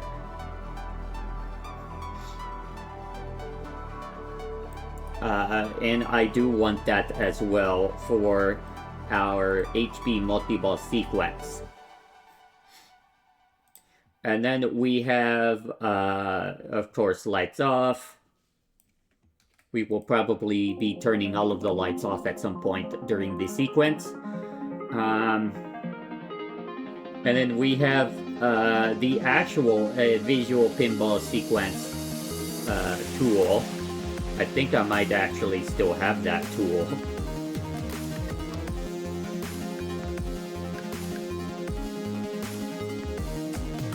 Or maybe I don't.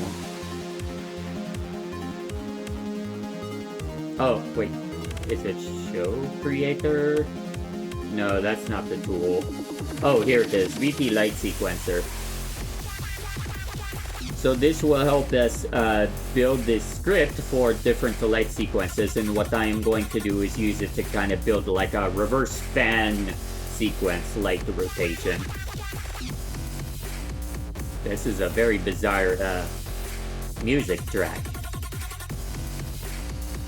Anyway, so I think, let's see, let me think about this. We have our, I think we have what I want. So now what we need to do is go to the HP Multiball sequence and put those in.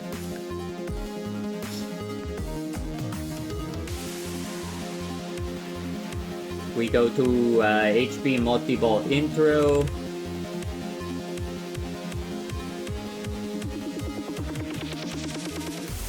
Oh, that's a video.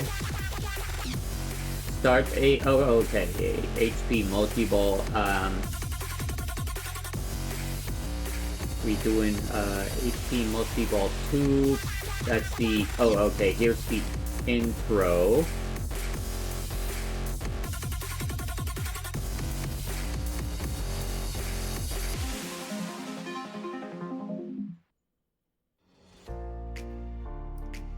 Music HP Multiball intro. Okay, I see what we're doing here. Alright, so to construct our light sequence, we need to pull up the timing of this particular intro sting music. We're going to load Audacity, and we're going to load the sequence into, or the musical sting into Audacity here.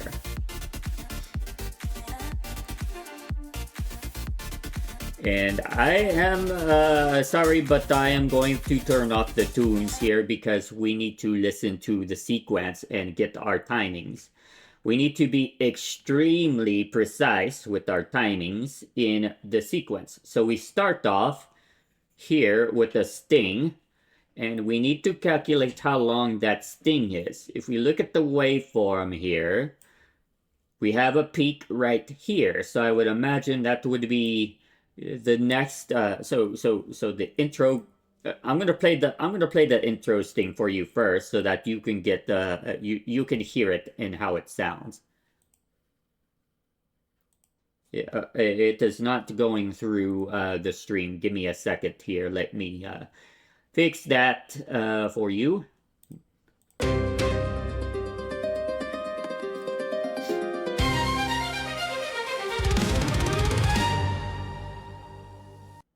So that's the intro sequence. So if you notice at the very beginning, we have two orchestra strikes, as we call them. Two strikes.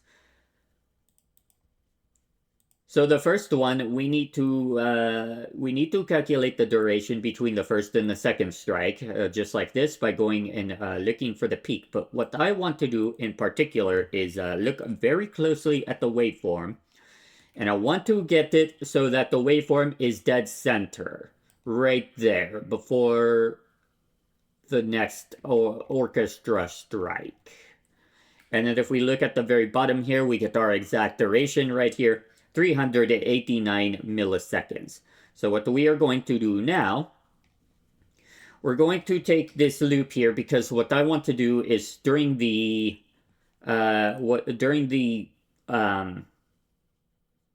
orchestra strikes, I want the lights to come on and do that fade out effect, like a boom boom. So we're going to put this in, but we need to dim the I variable in order for this loop to work. We're going to add in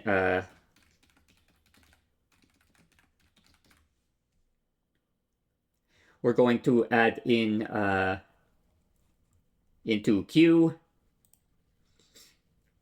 Lights on the colored lights. So all of the lights we do red because HP is represented in the game as colored red. And then, so as you could see, we're looping 10 times, which means we need to divide the number of milliseconds by 10. We have 389 milliseconds, so we're actually going to round down. And the reason why I'm going to round down for this is because of there is a slight processing delay in the script. If we round up, then our lights are going to be a little delayed, and we don't want that. Scripting takes a little bit of processing time, so we want it to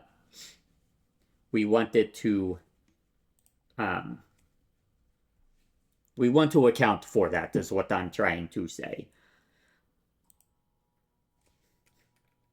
We need to make sure that we have unique code names, otherwise the sequences are going to overwrite each other. So we have our two orchestra strikes, and then we have a harp. What I want to do for the harp is I want to do a random sequence.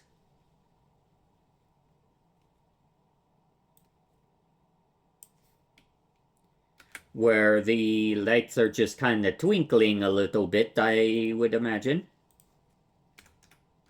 So we put that into our queue. I'm thinking here.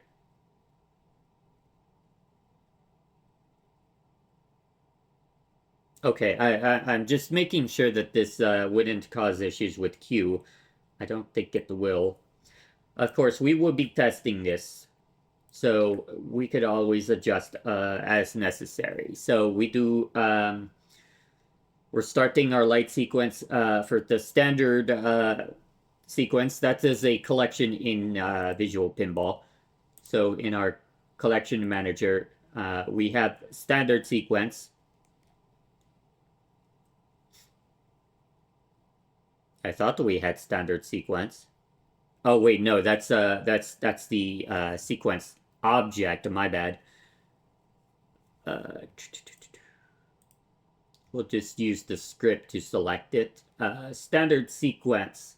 So that's a light sequencer object within the Visual Pinball editor. And it adjusts the color, all of the lights that can be changed by color. So basically all of the lights almost. So we want them to twinkle for a while. Just a subtle, graceful twinkle. So what we're going to do is we're going to load in the sequencer helper program. VP Light Sequencer. We're going to pull that up. That's going to help us to determine what the values we should set for, or parameters we should set for the light sequencer. So we're doing a random sequence. Sequence random. There's a little bit of a bug here. There we go. So I don't think length matters for a sequence random. It just keeps playing until you tell it to stop. But we need to adjust interval. To adjust interval, we need to determine the amount of time between each pluck of the harp. Approximately 124 seconds. So we're going to set the interval to 120. It doesn't have to be perfect, but I do kind of want the twinkling effect to sort of resemble the harp a little bit. And then we set the tail property, which is for sequence of random, that determines how many lights in the collection change their state with each iteration. I think we'll just do. Do we do one? That maybe two. We'll do 3, and see how that goes. And that gives us our script. But if you notice, this is just if we were calling the script on the light sequencer directly, but we're not. We have a helper function right here called start light sequence. So this is our object. This is the color that we want, red. This is the interval. We're going to change that to 120. This is the sequence that we want to do. I think this is the tail, so we change that to 3. And then this is the repetitions, which is ignored for the random sequence.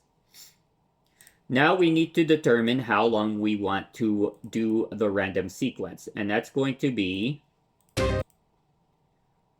So we determine that 389 seconds. It's actually going to be 38 times 10, that's 380 times 2, which would be 760 milliseconds.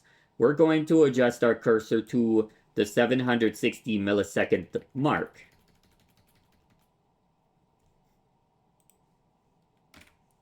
And then we are going to calculate distance from there to when the orchestra comes in with the other strings in the orchestra. So right about there, we'll adjust our selection to be more precise. No, it's actually right dead on, right into the center of the waveform. So we don't need to do any more adjusting. So that is approximately 3,227 milliseconds. So our random sequence is going to last, again, we're going to round down because scripting needs a little time to process. We're going to round down to 3,220 milliseconds. And then we need to stop the sequence.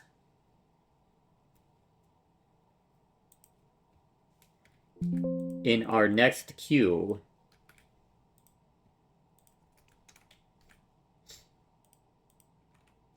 so we create our next queue item here, and we need to stop the random sequence.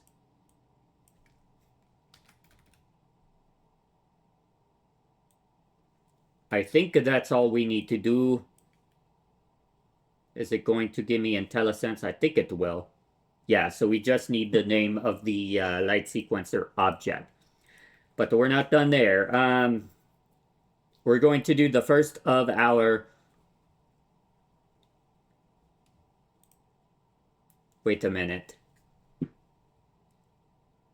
Let me... Yeah, okay, yeah. I'll explain what we're doing here in a second. We're gonna do the first of our square sequences. So a square of lights is going to randomly come on for colored lights. So 500 doesn't mean 500 lights in this case. This means that that is the length of one side. So each side of the square, when we're lighting the lights, is going to be 500 VP units. And we want it to be on full brightness, so we're going to change that to 50 to 100. We want it to be red. We're going to change our colors from dark red, red. So you do dark color, full color. That's the way the array works. Okay, so this is technically the first of several sequences for lights on square. We need to determine how long of a duration between each of the string notes it is. So that right there was 5 string notes, if you heard it. Ba ba ba ba ba. Ba ba ba ba ba. Ba ba ba ba ba. So we need to get the duration between one of those. And this is going to be a little tricky because we have other stuff going on in the background. So we can't use waveform to determine this. We're going to have to use a BPM calculator.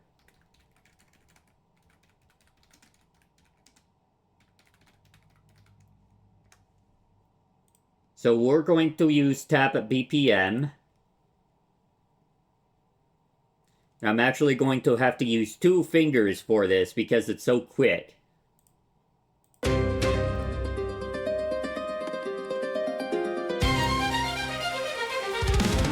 messed that up. We'll have to do it again. I misclicked once. Or I missed the click, so we have to do it again.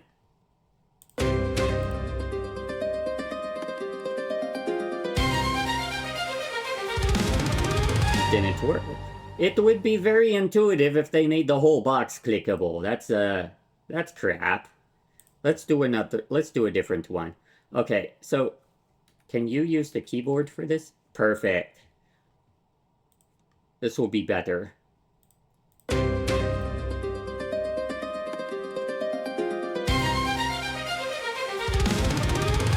Alright, about 460 BPM. Well, it's not actually 460 BPM, but that's notes per minute. So what we need to do, that's notes per minute, right? So normally, to get the number of notes per second, since it's 460 notes per second, you would take 460 divided by 60, and that would give you 7.6 notes per second. But that's not what we need. We need number of milliseconds per note. So we need to take reciprocal. We need to take a reciprocal. Number of milliseconds per note, so reciprocal of 460 divided by 60 is 60 divided by 460.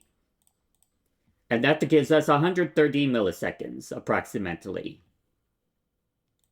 Each note is approximately... is that right? That can't be right.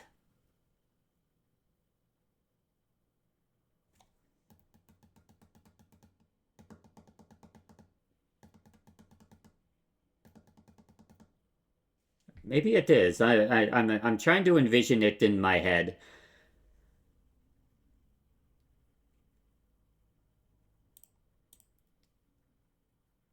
What I am going to do. Oh, but interval, and this is supposed to be 120.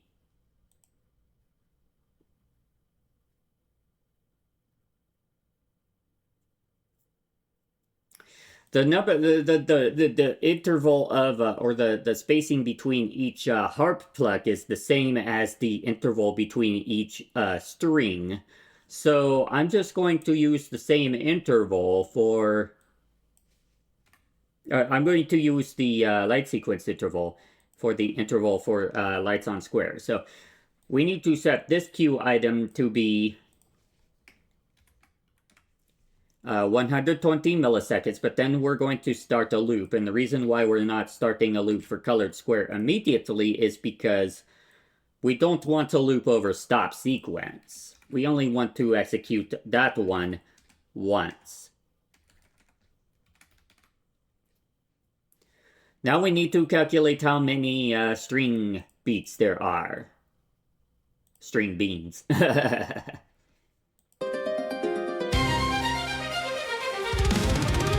I'm going to predict that there was 16 of them in there.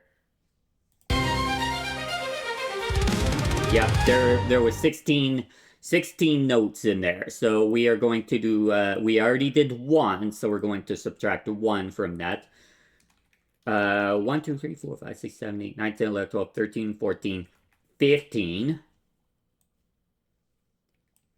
And we add a cue item for those. Once again, it's the same call. Lights on square. We're going to put I in the code name so that we have unique code names. It's going to be 120 milliseconds. And then what we're going to do is we're going to do one last sequence now. This is when we get to when the drum comes in, so the drum roll.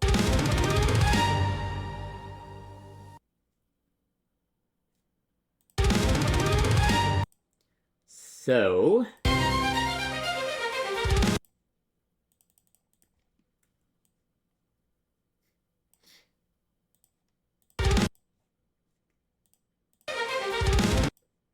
we have to be careful though. If you listen very closely to the track,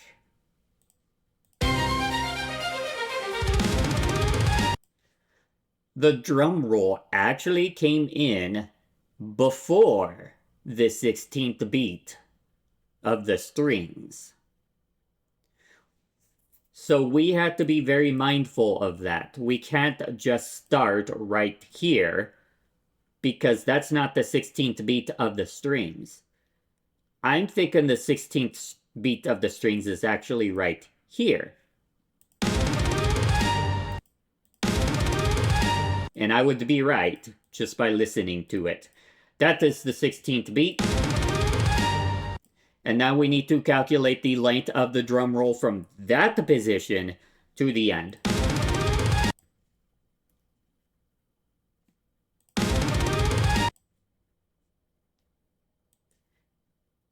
And again, it's going to be a little challenging because we do have the strings going on beyond the drum roll.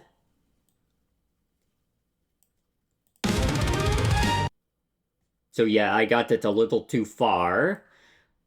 Let me back it up. Now it's too short. So it's somewhere around here. Not quite. Little bit more. That might be where it is, but I need to confirm. Nope. That might be where it is. And see, Audacity does this sometimes. Now we have to do the entire calculation over again. Okay. I hate when it does that.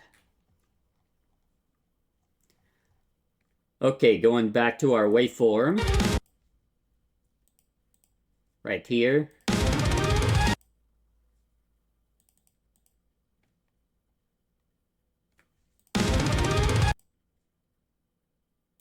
We drag that over to 7. I'm a little too far zoomed in. That's gonna mess with me. Okay, I think I have it a little too far. We're gonna drag it back a little bit. Okay, I think I got it right to where I want it. So that is 1014 milliseconds. All right, so we're gonna keep that in mind, 1040.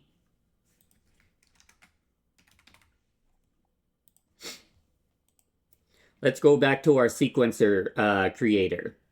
So what we need to do, I want to do a reverse fan type of sequence. So let's scan for that. But I kind of want it to be multiple blades. Yeah, like this. Sequence screw left on.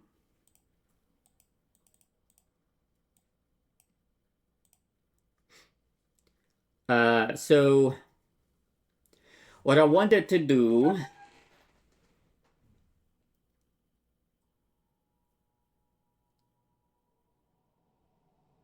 I only wanted to spin once.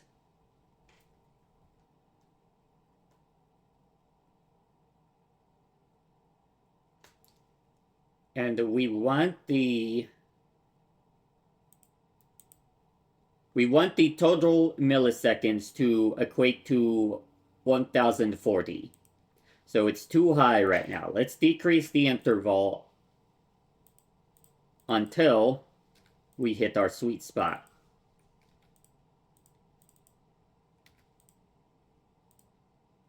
$1080 is probably the closest we're going to get, because if we go down to 5, then we go down too far. So we'll use interval 6, 1080. And we're going to code that in now. So we do another start a light sequence. Down to below.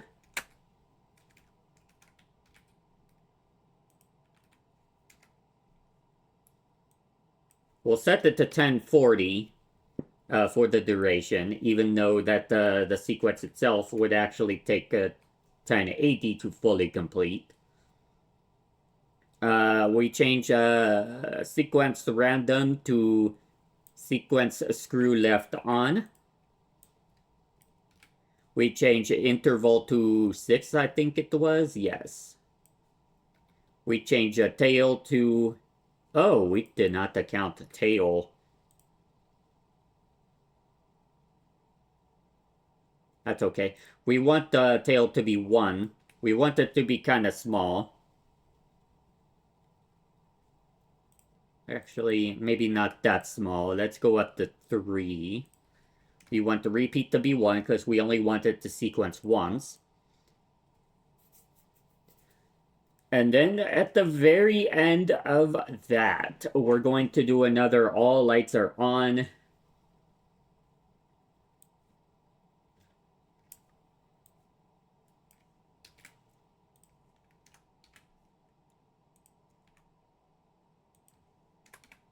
We have to stop the light sequence first. We turn all of the lights on to full brightness. Just like so. Lights on the colored lights. And then we have to calculate, before we continue, we have to calculate the duration from here to the end.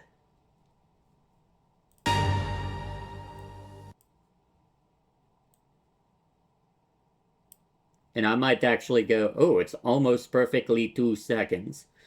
1.998. I am actually going to round down to 1900. So, but hold on a second. This is a fade effect. We're going to, and I'm actually going to divide it by 10.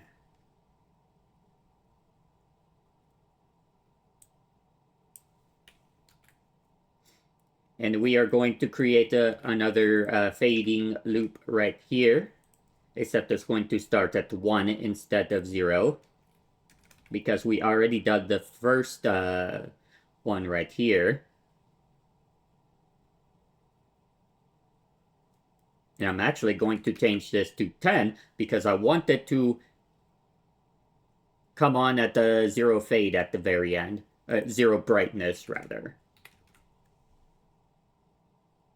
Oh, but is that going to be... If I add another 190 seconds... Let's see, 1900... And if I add another 190 seconds, is that going to... That is going to exceed our clip. Our sting, alright, we're not going to do that. That would exceed the time on our clip, and that would cause the cue to get backed up for when the boom comes in and everything. We want to make sure that the cue is completely done by the time the music is done. The sting, the intro music.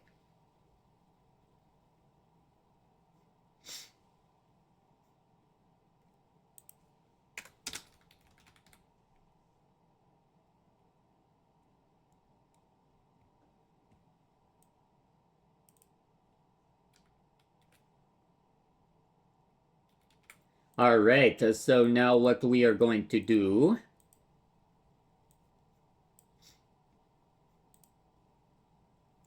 We're going to do a little bit testing now. Let me make sure that the current mode is set correctly, or debug mode is set correctly, 1000, so that's a mode normal.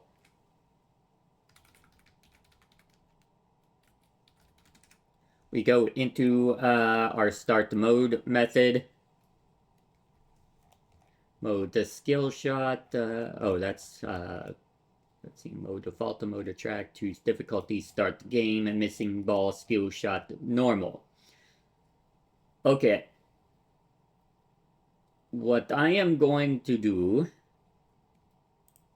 at the very end here, we're going to trigger the HP Multiball.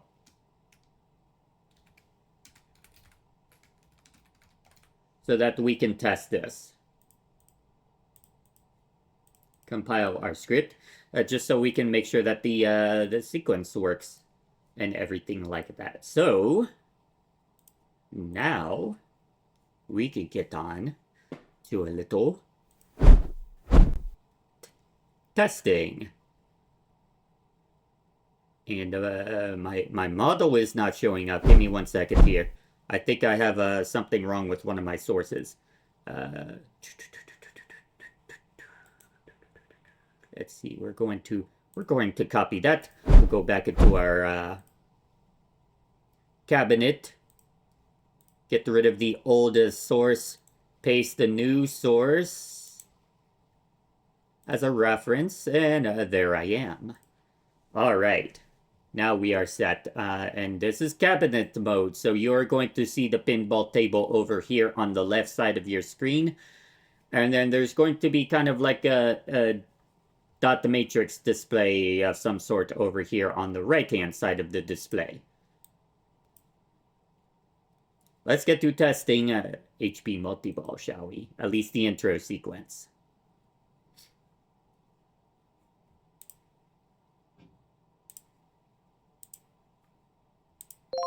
Scope it connected.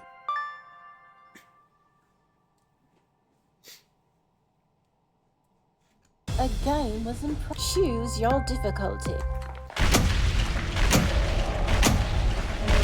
What in God's name was that?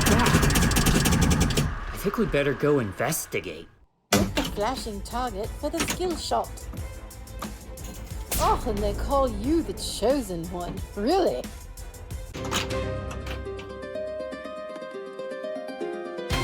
Flashing letters to stay red. Okay. That didn't work out the way I wanted it to. The cue was very off. Okay, let's see what went wrong there. The cue is very off, so something is telling me that, oh, because I didn't put it in a... I should have put this in a queue.add. That was my issue. Because the queue was blocked up by this intro sequence telling you what to do.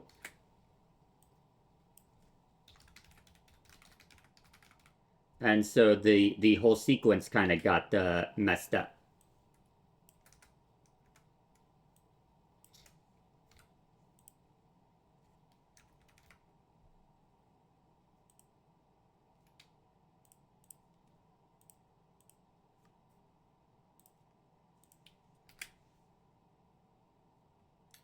Alright, let's try that again, shall we?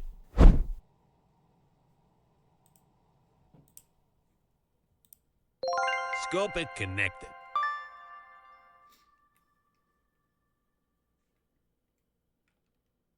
A chip. What in God's name was that? I think we better go investigate. Hit the flashing target for the skill shot. I hear the position for Jester is open.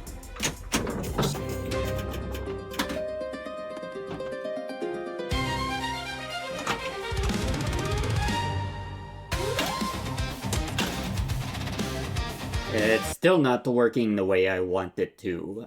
What is going on? I wonder if it's because the main queue is being used by something already in the HP Multiball sequence. Oh, I think that might be it. I really don't think that's it, though. I don't think that's the issue.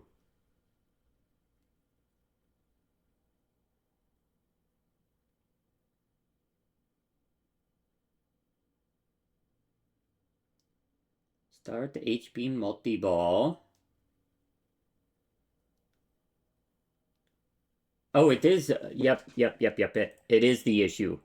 It's okay. So we are using the main queue. So we actually have to use the we have to use the secondary queue for all of this. I see what's going on now. Okay. So let me switch to my main screen here. So you could see what's going on. So what is happening is I actually have a main queue item here that is waiting for 8 seconds when we start the HP Multiball intro sequence. And that's so this one can wait. That timing may be off though. Let me check. That should be 9 seconds. Not 8 seconds. So fix that. Okay, so we were using the main queue for the light sequence, and what was happening is because we were using the main queue, it was getting blocked by this item, which was waiting for the intro sequence to finish so that they can then start the actual HP Multiball. So we have to put the light sequence into the secondary queue. I have a queue B in my script. So let's see if that resolves the issue.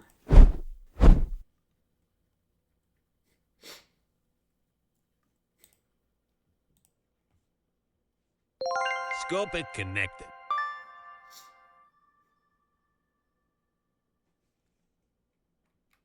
A game with What in God's name was that? I think we better go investigate. Hit the flashing target for the skill shot. I hope your aim in the garderobe is better than in here.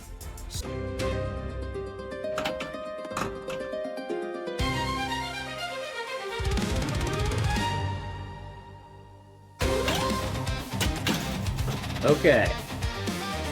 We're getting there. We're getting there. We're close.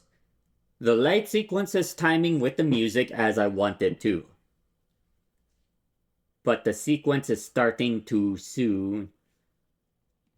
I think it's just because of what is happening in the mode normal section of the game. Give me 1 second here. So we need to go back to the start mode method.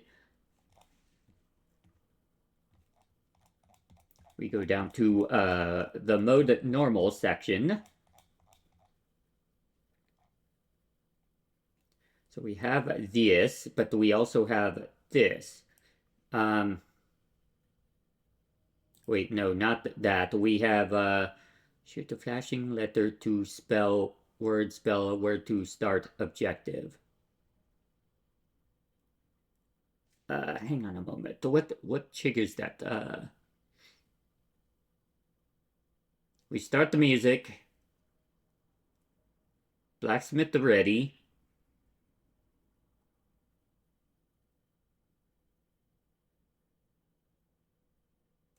I think we just need to... We just need to flush the... we need to flush the matrix display queue. Let me see if I can... I think the method is dmd.flush, but I'm not 100% sure with that. Light blink, light blink, light blink, light blink. The JP flush, that's what it is. But we're not going to lock it. Because... Okay, so what we're going to do, HP Multiball, HP Multiball intro.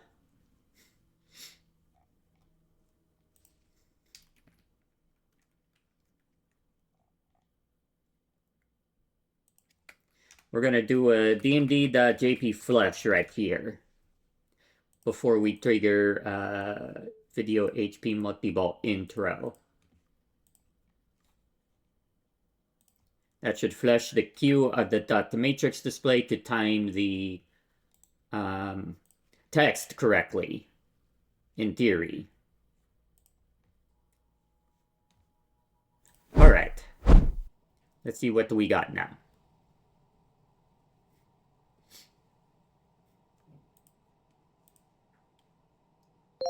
Scope it connected.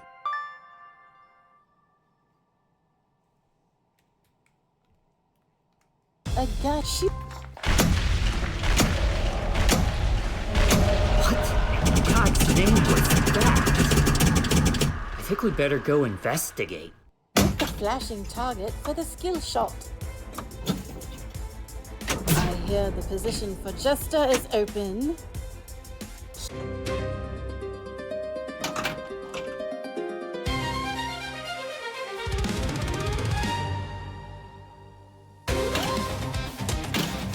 There we go. And then HP Multiball begins.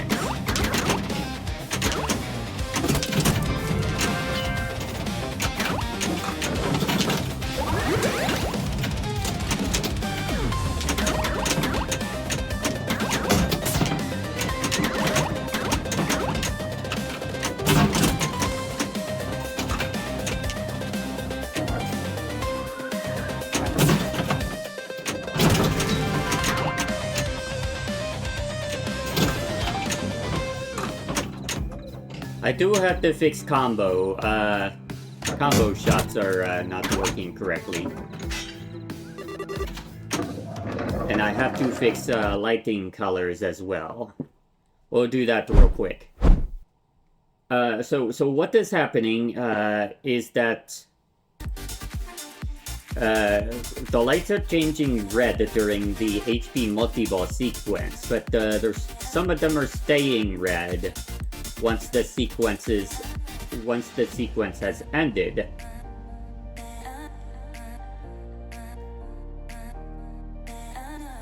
And furthermore, combos are not working correctly.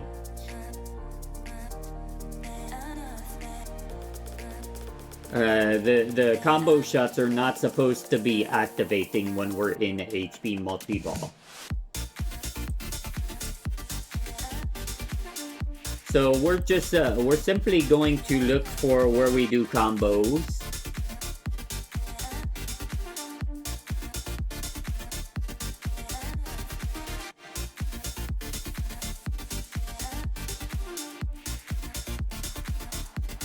That's just a sequence, that's not the actual logic of a combo. Here we go.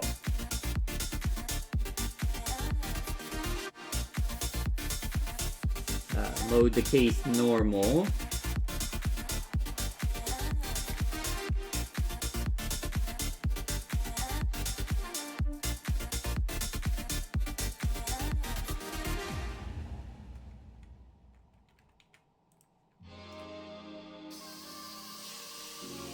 We need to put these in parentheses. If HP Multiball is equal to 0, which means we are not in the middle of HP Multiball, then we do combo shots. So that should fix that issue. We should no longer have a combo shots when we're in HP Multiball.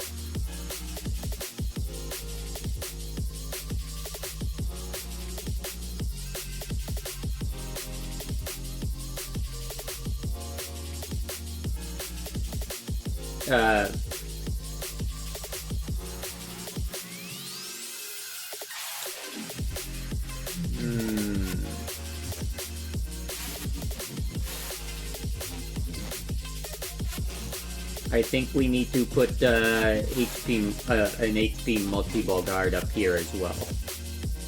The HP Multiball guard, I think it needs to apply to the entire case, now that I think about it.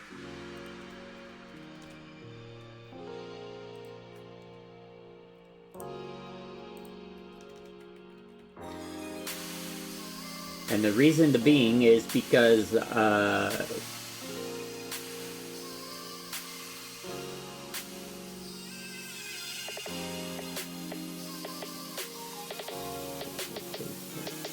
give me 1 second here.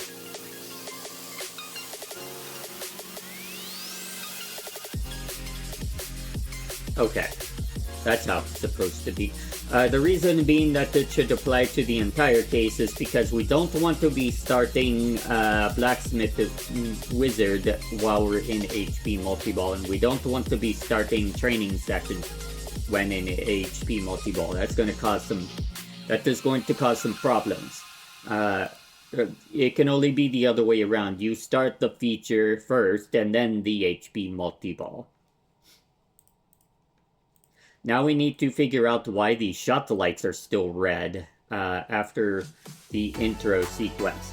And I think I know why. It's because HP Multiball in of itself is not actually a mode. So we need to do our own light color reset call at the end of the HP Multiball intro sequence. I forget the name of the method, but I do have a special method for it. I have to look for the name.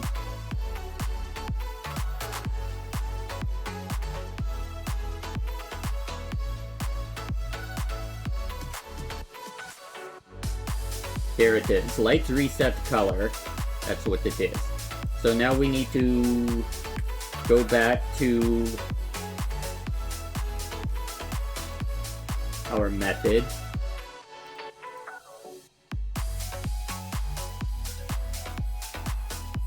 Right here.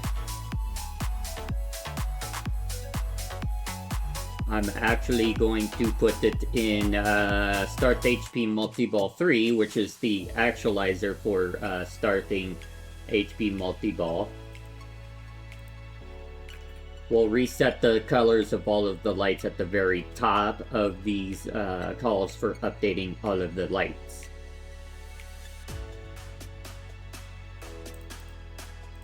And that should fix the issue with the shot lights still being red after the intro sequence. So essentially the reset the lights color.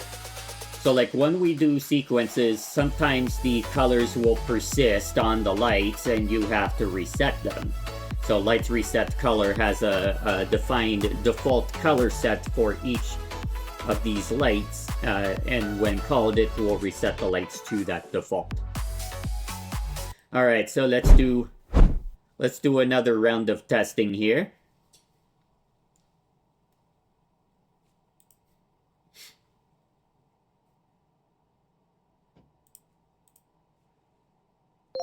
Scope it connected.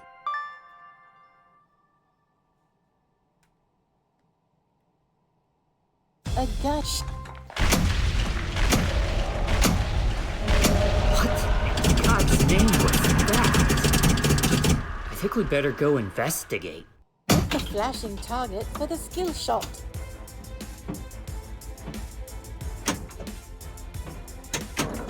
Blithering idiot, you missed your shot.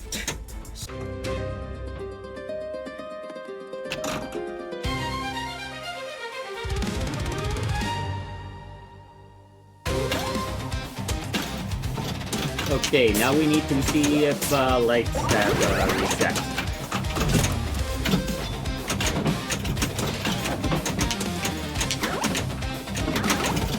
You probably won't be able to tell because I fixed the... oh, I did? Okay, I saw that the crossbow flashed, and it flashed white. So that's good.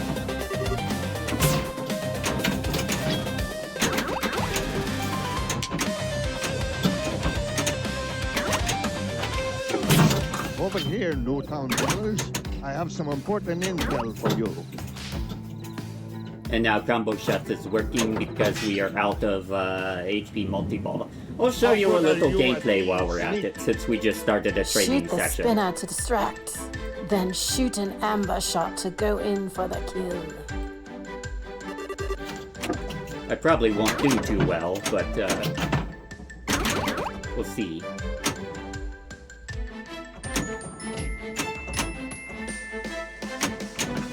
Yep, I did absolutely terrible, so you know what, forget it. I'm not doing, I won't show gameplay for now, because you're going to see how terrible it is.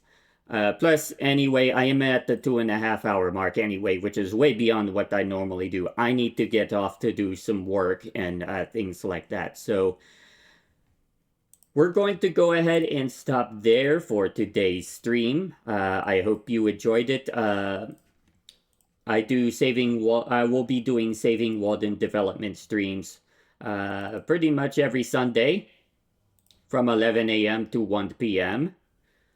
Eastern Standard Time. My next stream is going to be on Tuesday from 11 a.m. to 1 p.m. We're going to be doing Composer CMS development, which is a PHP free and open source software for developing websites and running websites. In fact, Orcada.live runs on this software. So be sure to check that out. And like I said, our next stream for Saving Wallden is going to be next Sunday, 11 a.m. to 1 p.m. If you're interested in being a contributor for this game, whether that is a voice actor, artist, musician, coder, what have you, please give me a contact. You could either whisper at me through Twitch or Kick. You could send me an email at orcata@orcata.live. So it's my name, and then my website, orcata.live. You could also, if you're interested in contacting me for contribution, you could join my Discord server. There's a link that will be visible down at the bottom of the stream, down below where the widgets are. In that little info text at the very bottom that's scrolling through different things. The Discord link should come up at least once before the end of the stream. Go there and you could join our Discord. You can talk with me in the Discord and also get updates about my streams and any one-off streams that I may decide to do and whatnot. You could also subscribe to the Discord server, get some perks while at the same time helping fund my projects and help me stream more and provide more content for you. So be sure to do that. You'll get a lot of perks for doing so. I also drop awards and things like that as they are earned on stream. So like for colonies and things like that, those are all done within the Discord server. So definitely take a look at the Discord server. With that being said, thank you everybody for tuning in, and we will see you Tuesday at 11 a.m. for Composer CMS development. Take care and have a great rest of your weekend.